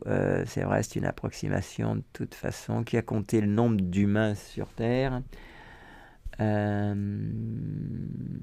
qu'est-ce qu'il nous dit, Shando? Faut que je remonte un peu plus haut, parce que là, si je prends tout à l'envers, ça va pas aider.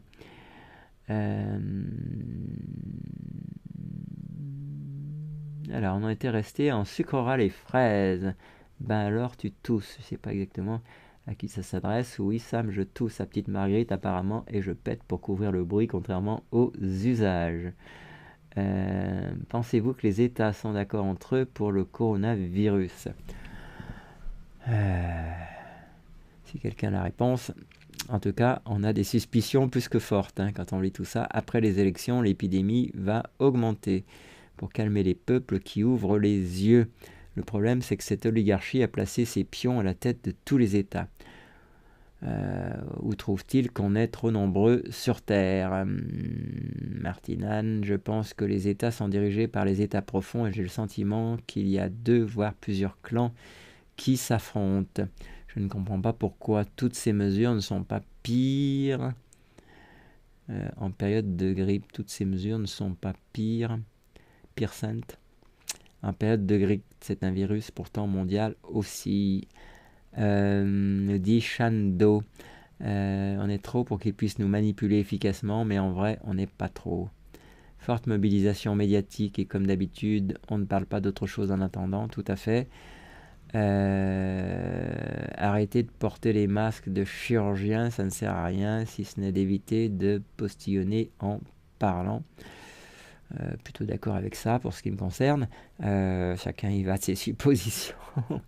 Mais bon, avec l'intelligence artificielle et la robotique, qu'ils n'auront plus besoin d'autant d'esclaves, vont pas nous payer à ne rien faire, faut pas rêver. Je ne sais pas non plus, la grippe tue beaucoup aussi, et si vous regardez les chiffres des décès de cancer, c'est beaucoup plus que la grippe. J'ai raté 2 semaines d'infos médiatiques françaises, ce soir j'ai été servi. Ah bah ça j'en doute pas. Faut filtrer, je vous rappelle l'importance de filtrer. Fermeture des écoles et tutti quanti, ça fera des vacances aux petits. Ouais, moi à leurs parents sans doute. Tu vas faire une indigestion ce soir.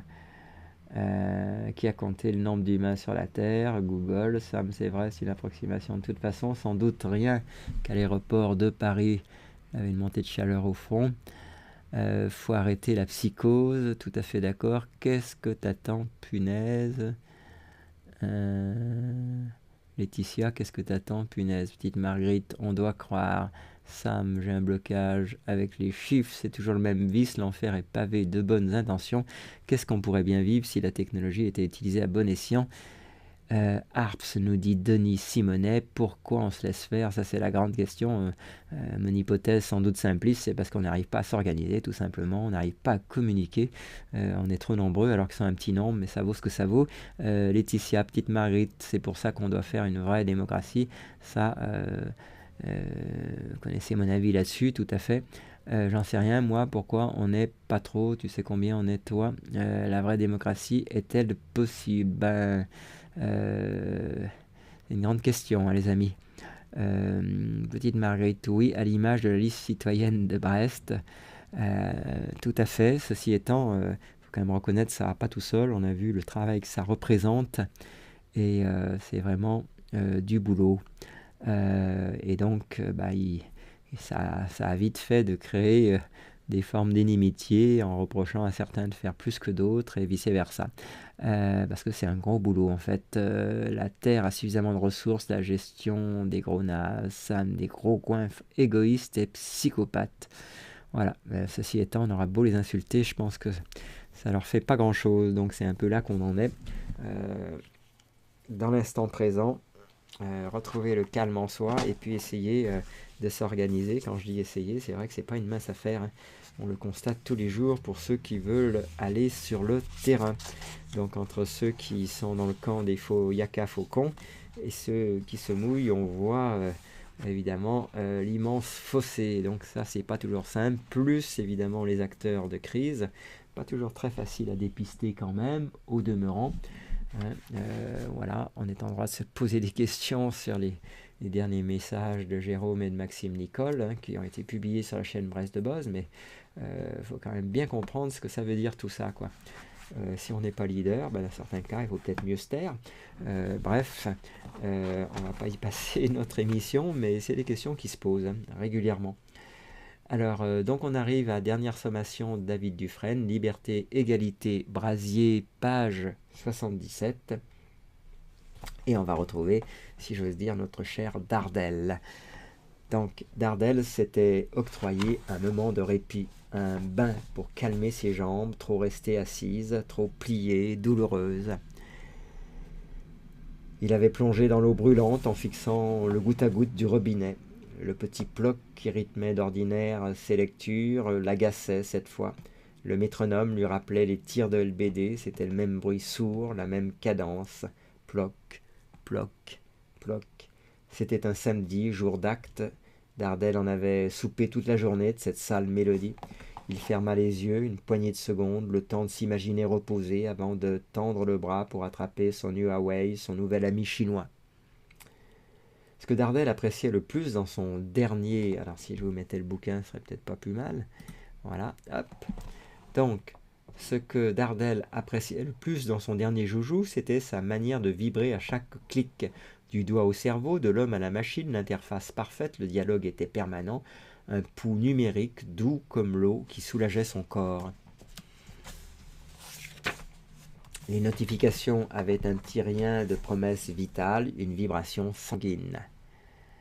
Le 8 janvier 2019 à 2h48, Nathalie S. a écrit « Monsieur Dardel, je suis la sœur de Kevin qui a pris cet après-midi un tir de flashball dans la joue. Je ne sais pas si vous êtes au courant, mon frère sortait de Go-Sport à Cahors. Il n'avait rien à voir avec la manif. Kevin faisait les soldes. Nous sommes actuellement à l'hôpital. Nous attendons la fin de l'opération. Une gilet jaune qui était à côté de lui nous a donné une vidéo en nous disant qu'on pouvait vous faire confiance. La voici. Nous ne savons pas quoi faire. Pouvez-vous nous aider? Nathalie. Dans la chambre qui jouxtait sa salle de bain, Dardel entendit son plus jeune fils se retourner dans son lit. Il l'avait emmené dans son restaurant préféré pour tâcher de rattraper le temps perdu. Ça n'avait marché qu'à moitié, le petit avait bien pris un Lady Elizabeth, un cocktail mangue noix de coco, pour faire comme les grands, mais il avait fondu en larmes aussitôt en voyant son père pianoter sur son téléphone. Il avait accepté les après-midi seuls, les attends une minute j'arrive, mais ce téléphone une énième fois sur la table du restaurant, c'était trop. Dardel l'avait rangé dans sa poche, chantant les notifications s'accumuler. « Tu vas voir, on va passer une bonne soirée, fils. » Dardel le pensait vraiment, le voulait plus que tout, mais il était submergé, l'esprit ailleurs, piégé dans ses signalements. Il le savait, le mal était fait et la nuit serait courte. Dardel se redressa, le bain fit un vague remous et il se décida à enclencher la vidéo. La balle avait laissé un trou net, un impact parfaitement rond et parfaitement reconnaissable. Sur le profil droit, la joue noire pissait le sang, ça jaillissait de partout, sur le blouson flambant neuf, sur le sac de course Go-Sport, sur la main du jeune homme. Kevin marchait, stoïque et perdu, sous une pluie de cris hors champ, un téléphone dans sa main, encore du sang, à attendre qu'on lui réponde, sa mère ou sa sœur peut-être. Dardel imaginait le pire. L'adolescent parlait, n'arrêtait pas de demander à son ami qui filmait lui aussi « Rachid, ma mâchoire, elle est comment? Elle est comment? Wesh, t'as un sacré trou. Oh là là, Rachid, il est gros comment, le trou ?» Dardel ferma les yeux, priant que son fils ne l'entende pas sangloter.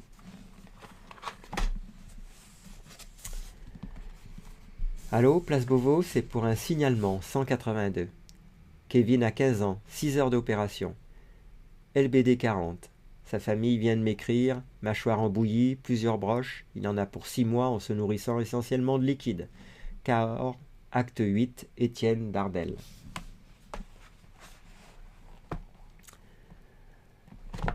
Procès-verbal gilet jaune 289C, retranscription des notes du carnet de Dardel Étienne sur base photographique. Nous, Arnaud X, capitaine de police en fonction à la direction du renseignement de la préfecture de police. Tribunal de grande instance de Paris, chambre des comparutions immédiates. Chose vue. Première visite des lieux depuis le déménagement du palais. L'autre sentait l'histoire, celui-ci l'ennui. Édifice sans intérêt, genre hôtel de chêne avec SPA, blanc immaculé, comme s'il voulait certifier sa virginité. On y condamne pourtant à marche forcée, comme dans l'ancien. Rien ne change. Premier cas de gilet jaune jugé cet après-midi. Juliette S, 26 ans, brune, t-shirt noir, au RSA.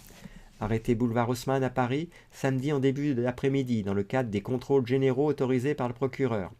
La procédure est complexe, son dossier comprend bien un PV d'interpellation, mais pour un homme. Un homme arrêté au même moment qu'elle, transporté dans le même fourgon qu'elle, mais qui n'a rien à voir avec elle. Juliette est accusée d'outrage, enfoiré, connard, à l'encontre du policier dispatcher des gardes à vue. La prévenue précise, il n'y a pas eu de notification de mes droits, ils ont rempli le PV d'audition sans moi en cochant les cases pour moi. Alors après 2 heures où je suis serflexé, avec une épaule en position très désagréable, mes mains sont gonflées, bleues, j'ai excessivement mal, les policiers se foutent de ma gueule.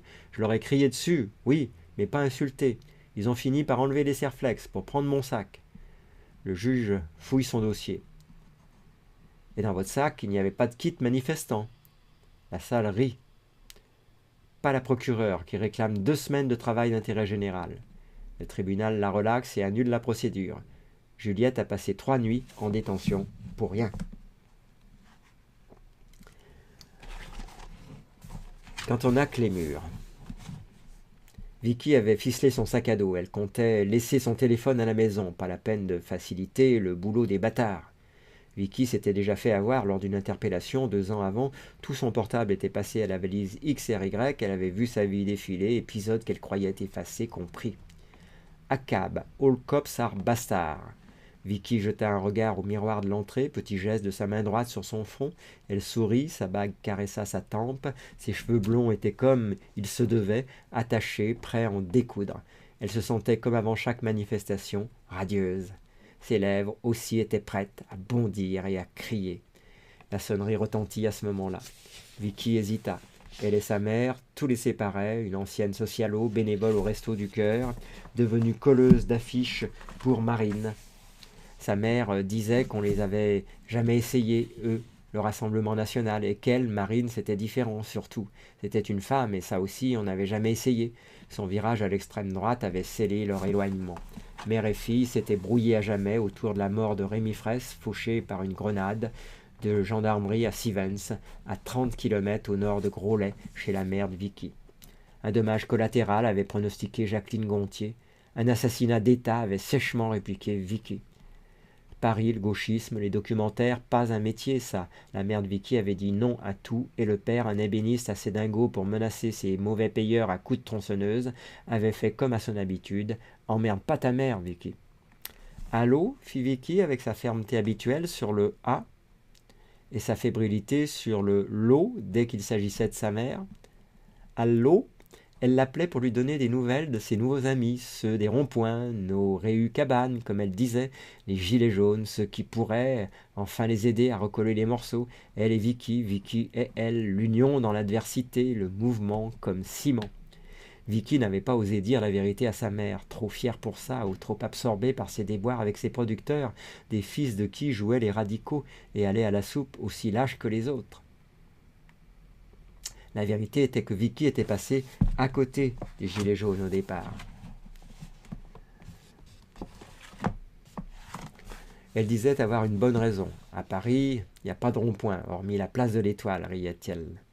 Une façon de dire que cette réalité-là, dans un Paris surgentrifié, était invisible.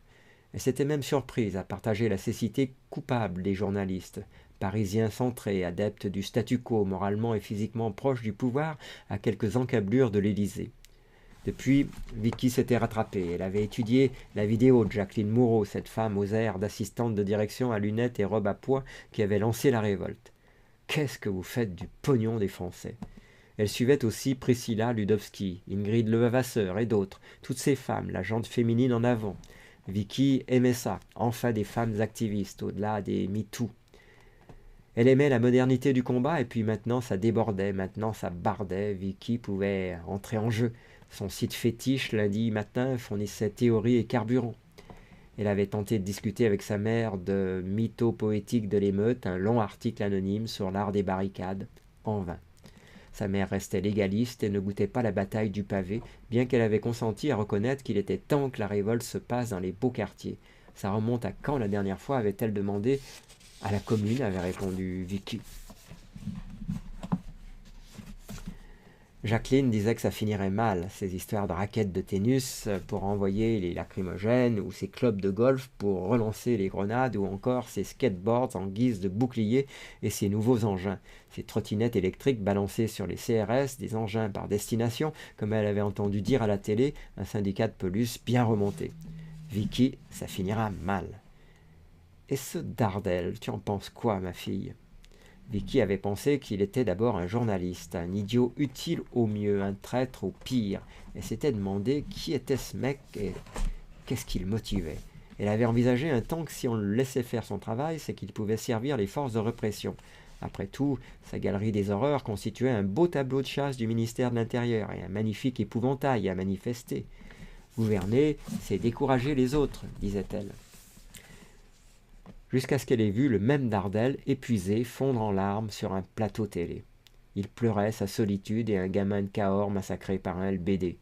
Comme elle, Vicky, qui était passée à l'action après la rafle de Mantes-la-Jolie, où 150 lycéens en grève avaient été filmés à genoux, forcés, bras sur la tête, moutons noirs d'une société blanche, en survêtement et en survie, banlieusards maudits, un alignement désastreux.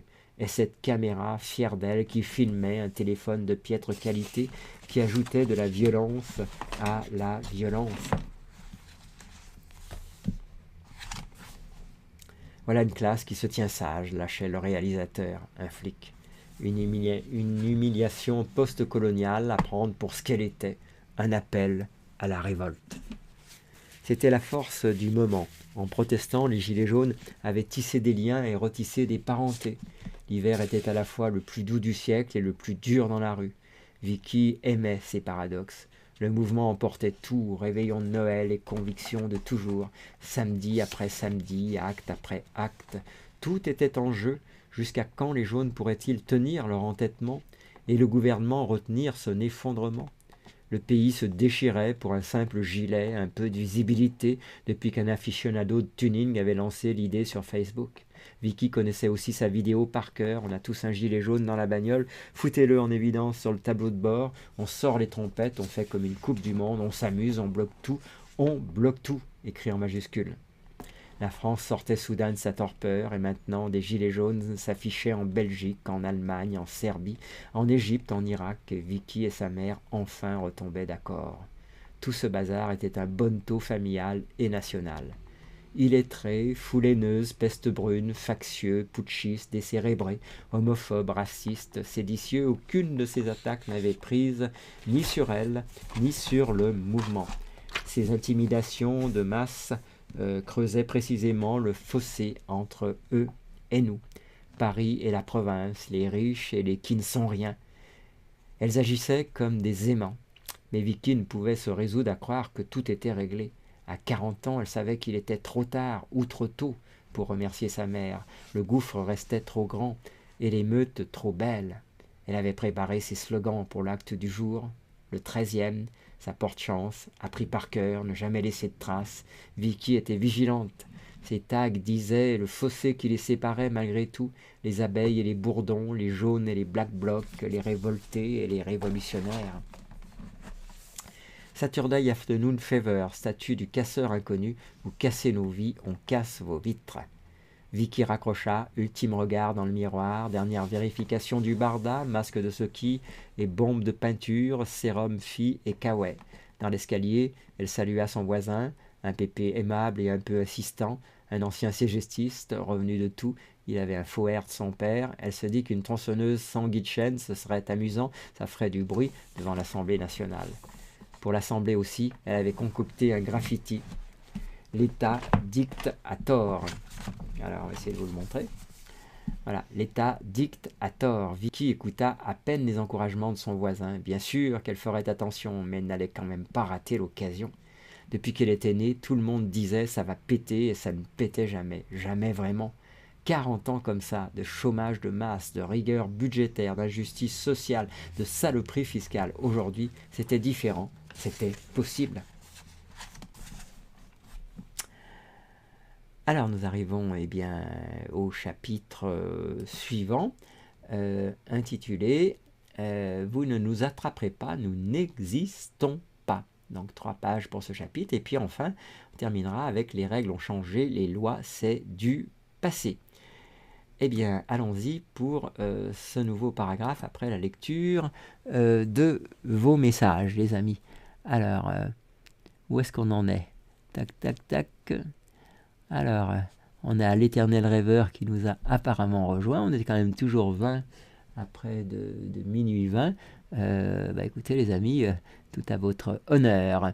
Pierre, c'est sûr, c'est pas facile de changer tout ce système, d'autant que tout est bien pensé pour qu'on ait beaucoup de mal à le faire. C'est fait un virage à 180 degrés et nous sommes des précurseurs.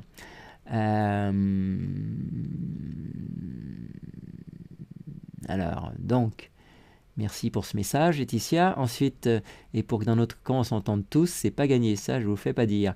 Mais moi, j'ai un système simpliste qui peut peut-être nous aider un certain temps. C'est qu'il n'y a que 2 camps, les amis, les dominants et les dominés, hein, d'où le générique du début. Alors c'est pas la peine de couper les cheveux en 24. Soit vous êtes dans les dominants, et je doute que vous ne seriez pas là, que vous soyez là, soit vous êtes dans les dominés, et il n'y a pas trop de questions à se poser. Oui, Laetitia, et pour que dans le camp on s'entende tous, c'est pas gagné. Laetitia, tu es certaine? C'est ton dernier mot, Jean. Laetitia, j'ai une admiration sans borne pour votre... Merci Laetitia, c'est vraiment sympa. Une admiration sans borne pour votre engagement, la liste citoyenne, d'autant que le geste est destiné à la collectivité. C'est vraiment un acte de partage qui rejoint aux gens leur dignité. Quand il a fallu coller à une heure avancée de la nuit les affiches hier soir, je vous assure que vous mesurez la stupidité de ces jeux, sachant qu'une demi-heure après, tout avait été arraché. Enfin bref, on y a passé 2 heures sous la pluie. C'est vraiment... voilà. Une stabilité crasse. Voilà. Éternel rêveur, je viens de vous choper en retard. Bonsoir Pierre et bonsoir tout le monde. Oh, il n'est jamais trop tard avec nous. Œuvrer pour le bien commun est admirable en effet. Monnaie libre, blockchain, Rick, Carl égale fin des banksters, nous dit Dublix Flow Airship. Merveilleux. Ô éternel rêveur, tu dois reprendre le début, t'as raté quelque chose. Petite Marguerite essaie de redonner aux gens leur confiance en eux, redonner de la valeur à leur intelligence, leur donner la conscience. Ils sont maîtres de leur vie. Bien d'accord avec ça. Maman va être super contente. Petite Marguerite, promis, demain je regarderai en replay. J'avais peur de m'être trompé, je rigole pas. Ah, alors là j'ai perdu le fil, c'est pas grave. Laetitia n'a jamais rigolé avec les maths. Après la quarantaine, le mouvement va-t-il reprendre? Ça, Manon, c'est sûr, les maths ne m'ont jamais fait rigoler. Petite Marguerite, je pense que gilet jaune un jour, gilet jaune toujours. Tout à fait. Tout à fait. Je pense qu'ils se sont encore une fois de plus pas trop mal sortis de ce guêpier, parce que évidemment, j'étais pas à Paris cet après-midi, mais de ce guêpier qui leur avait été tendu. Concentre-toi, STP, on accélère, là, 3, 3, fond. Laetitia, ah oui, d'accord. Oui, mais beaucoup moins de monde maintenant. C'est vrai, mais bon, faut pas sous-estimer la force de l'organisation qui se met en place. On passe aux racines carrées. J'ai décidé d'embêter quelqu'un, là, on dirait. J'ai bien envie de faire une chaîne comme ça où je lirais plein de bouquins. J'ai une tonne de bouquins, mais il me faudrait 2 à 3 vies pour les lire tous. Oh, les salauds d'avoir arraché les affiches. Ah bah ça, je vous fais pas dire, les amis. Moi, j'étais trempé, j'ai fait tout ça en vélo avec une remorque de vélo. Et on a fini comme il se doit avant minuit et on est repassé 5 minutes après. Tout avait été arraché. D'ailleurs, c'était le jeu d'un citoyen brestois qui a tout arraché. Bon, d'une certaine manière, ça a remis tout le monde au même niveau, si je puis dire, puisque c'est un jeu absolument stupide, ces panneaux d'information avec plusieurs listes. Mais enfin, revenons à nos moutons. Bravo à vous, c'est merveilleux cette journée à Paris, magnifique, tout à fait. Tout à fait, je pense qu'il y a quand même une superbe inspiration dans ces gilets jaunes, et ça donne de l'espoir. Eh bien écoutez, on va justement, je pense que c'est parfaitement en phase avec ce qui se passe là. Vous ne nous attraperez pas, nous n'existons pas. Dardel caressa sa barbe naissante, 3 poils qui se battaient en duel depuis 15 ans et qui depuis 15 jours blanchissaient en bataille. Sur Twitter, les trolls étaient sortis. Dardel commença à les bloquer à tour de bras, après sommation, disait-il. Les attaques fusaient, la plupart venues du camp présidentiel, mais pas seulement. On l'accusait de putaclic, de buzzer à la petite semaine.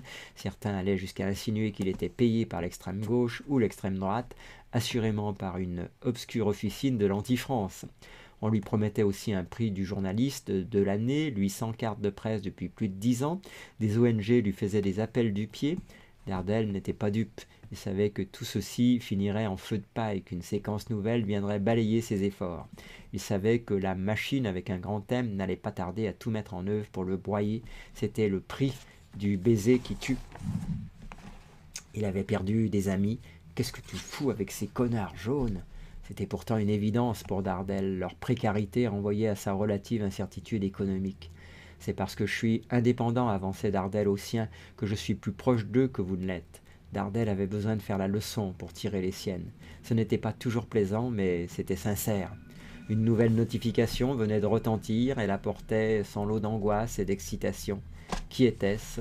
Et quoi encore? Et quoi à nouveau? Une victime désemparée ou un salopard qui voulait le piéger? C'était la sœur de Kevin, elle apportait de bonnes nouvelles. Les chirurgiens avaient révisé leur diagnostic. Kevin en aurait finalement pour 2 mois et demi à manger à la paille et non 6, comme annoncé au sortir de l'opération. Ma mère et moi sommes très soulagés, mais on a aussi été contactés par la police qui compte mener une enquête. Nous sommes convoqués et ils nous aideront dans les démarches, plaintes, etc. Les frais d'hospitalisation aussi. Ils nous ont dit qu'ils seront pris en charge par la police. Dardel partit dans un rictus et un souvenir. Il connaissait le tour de passe-passe, il connaissait les méthodes de la police des polices, les bofs carottes qui lisaient venir au chevet des victimes dès l'hôpital, pour leur bien, pour que l'enquête progresse vite. Tu parles. Il voulait leur dicter leur déposition, minimiser ce qu'avaient fait leurs collègues.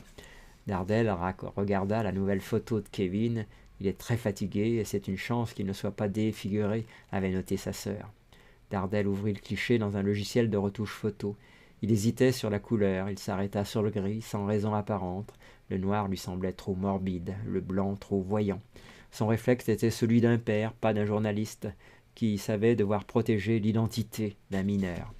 Dardel barra les yeux de l'adolescent, signalement 202. 1 heure après, son visage barré surgissait sur les chaînes d'infos. Eh bien, nous arrivons au dernier chapitre pour aujourd'hui de cette émission, ma foi, bien copieuse. Les règles ont changé, les lois, c'est du passé. Frédéric Dom connaissait l'adage et les usages maison. On n'est trahi que par les siens. Serge Andras, un flic de la nouvelle école, toujours à la lisière de la légalité, toujours dans le coup, lui devait tout. Il s'était fait la courte échelle.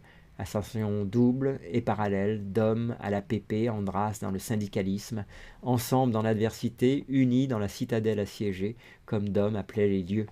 Serge Andras avait même assisté au moment clé de la carrière de Dom, la nuit qui allait le propulser dans les hauts rangs, le genre de tournant qui ne se présente qu'une fois et s'énégocie pour toujours. C'était dans leur commissariat d'Argenteuil. Le ministre de l'Intérieur de l'époque était venu faire la tournée des popotes, son sport favori, avec le vélo. Le ministre voulait s'assurer que sa nouvelle doctrine du maintien de l'ordre était bien à l'œuvre. Sur la dalle qu'il avait menée au commissariat, Sarkozy avait rencontré quelques difficultés. Des gamins qui le huaient, fiers d'affronter le boss. Sarko on t'encule, Sarko on t'encule. Dom se tenait à la droite du chef, prêt à faire rempart. Il connaissait l'enjeu de l'événement, 6 jours de préparation, les toits des immeubles fouillés, les cages d'escalier inspectées, les dealers écartés moyennant marché, paix sociale d'un soir contre stabilité du petit commerce pour une semaine. Dans son commissariat même, Dom avait fait le ménage, fourguant dans son tiroir la gravure de sa loge maçonnique. Dom était un fidèle de la fraternité, en donnant congé aux petits malins qui trouvaient fin de faire le salut nazi à l'appel. Sarkozy avait le visage des grands soirs, déterminé, ni tout à fait fermé, ni tout à fait détendu. Les projectiles qui pleuvaient sur lui annonçaient du beau temps, l'avenir avait un nom, le plan anti-violence urbaine. C'était un choix policier, un choix politique. Nicolas Sarkozy entendait renforcer la présence des forces mobiles dans les quartiers. CRS, gendarmes allaient devoir travailler par rotation sur des périodes longues de jour comme de nuit en renfort des BAC. À Dom, le ministre expliqua que la gauche était morte, que les manifs à la papa, c'était du pipi de chat, que les services d'ordre syndicaux géraient ça fort bien. Les cons, disait le ministre, ils se prennent pour des flics, et qu'il fallait savoir gérer les hommes en Algérie, réaffecter tout ce beau monde. Le maintien de l'ordre, maintenant, c'est Flashball et Karcher. Vous êtes d'accord, Frédéric? Tom était électrisé. Son visiteur du soir était la preuve vivante que la rumeur disait vrai. C'était le Messie, littéralement, le petit gars descendu du ciel, enfin du côté des disciples, et pas des mécréants. Ça changeait des autres mous du genou. Il le regardait comme le sauveur, enfin un ministre à la hauteur. « Je suis le premier flic de France », répétait Sarkozy. Verset parfait. Frédéric, rien ne m'arrêtera. Dom, inquiet, regardait le chemin qui les séparait de l'abri, le commissariat. Il calculait les mètres et les secondes, les pierres et les insultes. Le ministre ne se souciait de rien, il se savait rockstar ici. À lui les groupies, aux videurs les resquilleurs. Il fendait la foule, levait la tête à nouveau, ses gardes du corps s'occupaient du reste. En cas d'erreur, sanction suprême. En cas de victoire, montez dans mon équipe. Dom, j'ai besoin de gars comme vous. Il devait être 23 heures ce soir d'octobre 2005, alors que Dom invitait le ministre à découvrir son antre. Une femme à son balcon l'apostropha. Dom s'en souvenait comme si c'était hier. Vous vous rappelez, Serge, que vous ai dit... Serge s'en souvenait. Putain, qu'elle fasse pas chier, la vioque. L'expression avait pris Dom par surprise, lui d'ordinaire si précieux. Vous en avez assez de cette bande de racailles, demanda le ministre. Eh bien, on va vous en débarrasser. Bonne soirée, hein? Avoir assisté à cet événement tenait du miracle pour Dom et du galon pour Andras, de quoi ravitailler pour les deux des discussions sans fin entre connaisseurs, oui, Argenteuil, les racailles, oui, 2 jours avant les émeutes de 2005, Zied et Bouna, les gamins électrocutés de Clichy, on y était, on en était. Dom avait sauté sur la proposition, était devenu un sarco-boy, comme tant d'autres, aujourd'hui encore, un de ces sarcommissaires, des gars qui tenaient toute la maison. Andras avait suivi, toujours une classe en dessous. Mais quelque chose tournait mal désormais, quelque chose qui relevait bien plus que du désaccord entre le chef et le sous-chef, entre le directeur et le syndicaliste. Il y avait de la distance dans l'air, peut-être même que cet air était chargé d'insurrection, la faute à ces gilets jaunes. Andras parla le premier. Il avait un sac à vider, et le sac débordait. Les vacations de 23 heures sur les Champs-Élysées, les collègues obligés de se pisser dessus, vous m'entendez, pisser dessus, parce qu'ils avaient interdiction de quitter leur position, et les plateaux repas à 11 heures, un jus de fruits à l'eau avec surtout beaucoup d'eau, un Mars et des chips, mais comment vous voulez qu'on tienne? Comment vous voulez qu'on soit serein? En face, c'est des sérieux, des combattants, véritables. Ils viennent à l'affrontement et jouissent de notre inaction, comme des salopes. Dom opinait, un peu là, entre condescendance et absence, maudite douleur de la nuque. Il défendait mollement l'institution, usant des expressions qui avaient le don de rendre Andras plus furieux encore, obligation de rendre compte, les éléments portés à ma connaissance, aucun fait ne m'est remonté. Andras était en roue libre. On en a marre de pleurer les ordres sur les ondes, d'attendre des plombes pour sortir les gommes à effacer le sourire, d'être à court de munitions pour les LBD comme samedi dernier. Bordel, attendre que les motards rappliquent avec des cartouches. Et les drones, hein? Les drones de chez Jouet Club, de la Camelote. Dès qu'il y a du vent ou des goélands, c'est mort. Tom sortit sa carte d'Hostel, la direction opérationnelle des services techniques et logistiques de la PP. Andras lui rayonnait. Un rire, comme quand on se sépare. Un rire de dispersion, un rire méchant. Dom sentait la situation lui échapper, il mettait ce désavantage sur le compte de la nervosité des services ou de sa fatigue, les deux peut-être. Andras en profitait, la dostelle des gens foutres toujours à quémander un formulaire quand la jacquerie gronde. Le syndicaliste évoquait maintenant le nouveau petit business des commissariats. Ces gars qui vont chez Cap 18, un grossiste en chimie de la porte de la Chapelle, se fournir en décontaminant contre les lacrymos du samedi et qu'ils refourguaient à prix Versas aux collègues. C'est bien simple, depuis les abeilles du samedi, c'est comme si les 50 000 fonctionnaires de la PREF étaient en mode panique. Un autre fournisseur se frottait les mains. GK, le bon GK, dans le 11e, la samaritaine des flics, brassard, menottes, porte-menottes, tout l'attirail en copie conforme. Et vous savez pourquoi, Frédéric, tous les collègues y courent? Parce que les collègues, ils laissent les originaux au vestiaire, à la maison, c'est trop le merdier, le sautent dessus dans les manifs, et ils veulent pas de blâme en cas de perte. sans parler de tous ceux qui se fournissent en cascos des matraques télescopiques pas toujours réglementaires. Et oui, Frédéric, des matraques officieuses pour des agents qui n'ont ni la formation ni l'habilitation.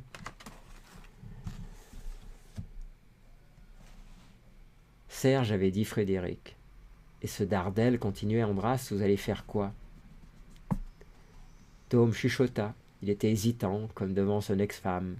Andras rit à nouveau, de cruauté cette fois. Je vous parle d'urgence, je vous cause de maintenant. Les fouilles-merdes sont en passe d'en faire un héros. De ce mec, les journaleux se rachètent à pas cher, grand prix du journalisme. Mes couilles, il est intouchable maintenant. Je vous parle de quelque chose de sérieux.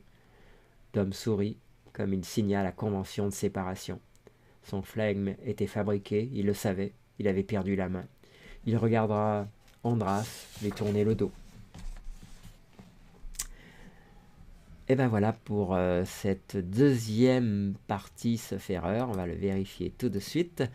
Voilà, les règles ont changé, les lois c'est du passé. Ainsi s'intitulait notre dernier chapitre du jour. Et bien demain ça sera pour évidemment un nouveau signalement, ça vient rythmer en quelque sorte nos chapitres. Et puis, ça sera suivi de 8000 arrestations n'arrête pas la rébellion, un chapitre relativement fourni de 9 pages. Eh bien, écoutez, les amis, j'espère que tout ça vous a redonné du cœur à l'ouvrage en pensant à tout ce qu'ont déjà fait les Gilets jaunes. Je pense que il faut régulièrement se souvenir de tout ça pour pouvoir continuer à avancer. Alors, quels sont vos derniers messages avant de vous saluer et de vous souhaiter une excellente nuit régénératrice? Les Gilets jaunes ont permis à beaucoup de personnes de s'éveiller. Jamais ils ne s'en rendormiront, jamais. J'en fais partie, nous dit Sam. Ça, c'est sûr. Et moi-même, j'essaye d'éveiller autour de moi, mais pas facile. Je crois que la vérité leur paraît trop énorme ou ils ne peuvent pas accepter. Ça fait tellement peur. Laetitia... Petite, beaucoup continuent en faisant autrement. Il y en a qui donnent des conférences sur la Joune, d'autres qui organisent un réseau d'échange de marchandises, etc. etc. Tout à fait. Éveiller ne veut pas dire convaincre. Ouais, très juste. Je vois de ONUS en plus de gens qui commencent à se réveiller. Oui, Laetitia. Perso, je vais tranquille. Ben oui, tiens, si tu as envie de le faire, il faut le faire, les émissions. Mais ça y ressemble. Si tu essayes d'éveiller et que la personne n'est pas convaincue, c'est quoi le terme exact, monsieur le professeur de maths et de français 1? J'ai un collègue super fermé au départ, ben il m'envoie des liens YouTube super complotistes. Je pense qu'il ne faut pas chercher à convaincre, mais encourager des gens à chercher par eux-mêmes les informations. Tout à fait d'accord. Bravo Pierre, et merci, bonne nuit à tous et votez utile demain. Bonne nuit à tous. Votez en votre âme et confiance et conscience. Outre la solidarité du peuple, j'ai confiance en notre armée. Mon père militaire de carrière pendant 35 ans avait cassé la gueule à un même gradé. On est éloigné géographiquement, il faut qu'il percute vite, j'ai pas tout mon temps, même si beaucoup sont pourris, d'autres ont leur vocation de protection des civils au cœur et aussi s'éveillent. Oui, merci beaucoup pour les Gilets jaunes, c'est nous tous, c'est le présent et l'avenir. Ben, une fois de plus, les amis, merci pour votre participation fabuleuse. Hein. Vous voyez, c'est une manière, il me semble, utile en tout cas, de passer notre samedi soir en s'informant, en ouvrant nos yeux, en réfléchissant et bien sûr en partageant. Eh bien écoutez les amis, je vous souhaite évidemment une excellente nuit régénératrice. Je souhaite pour ma part que chacun se sente concerné par les votes de demain. Et puis, ma foi, on croise les doigts et on verra bien ce qui se passe. Maintenant, je crois que les choses sont lancées. Il n'y a plus qu'à voir ce que ça donne. Donc, passez une excellente nuit. Force et honneur. On lâche rien, les amis. Prenez soin de vous. Et prenez soin de ceux qui vous entourent. Ça paraît très important. Je vous laisse en compagnie du générique le temps de vous dire au revoir. Et puis je vous donne rendez-vous pour demain soir. Je suppose qu'on aura des choses à se dire. Je ne sais pas encore à quelle heure, mais on verra bien. Eh bien, les amis, passez une excellente nuit régénératrice. Merci encore pour votre participation et à bientôt. C'est nous qui brisons les barreaux des prisons pour nos frères.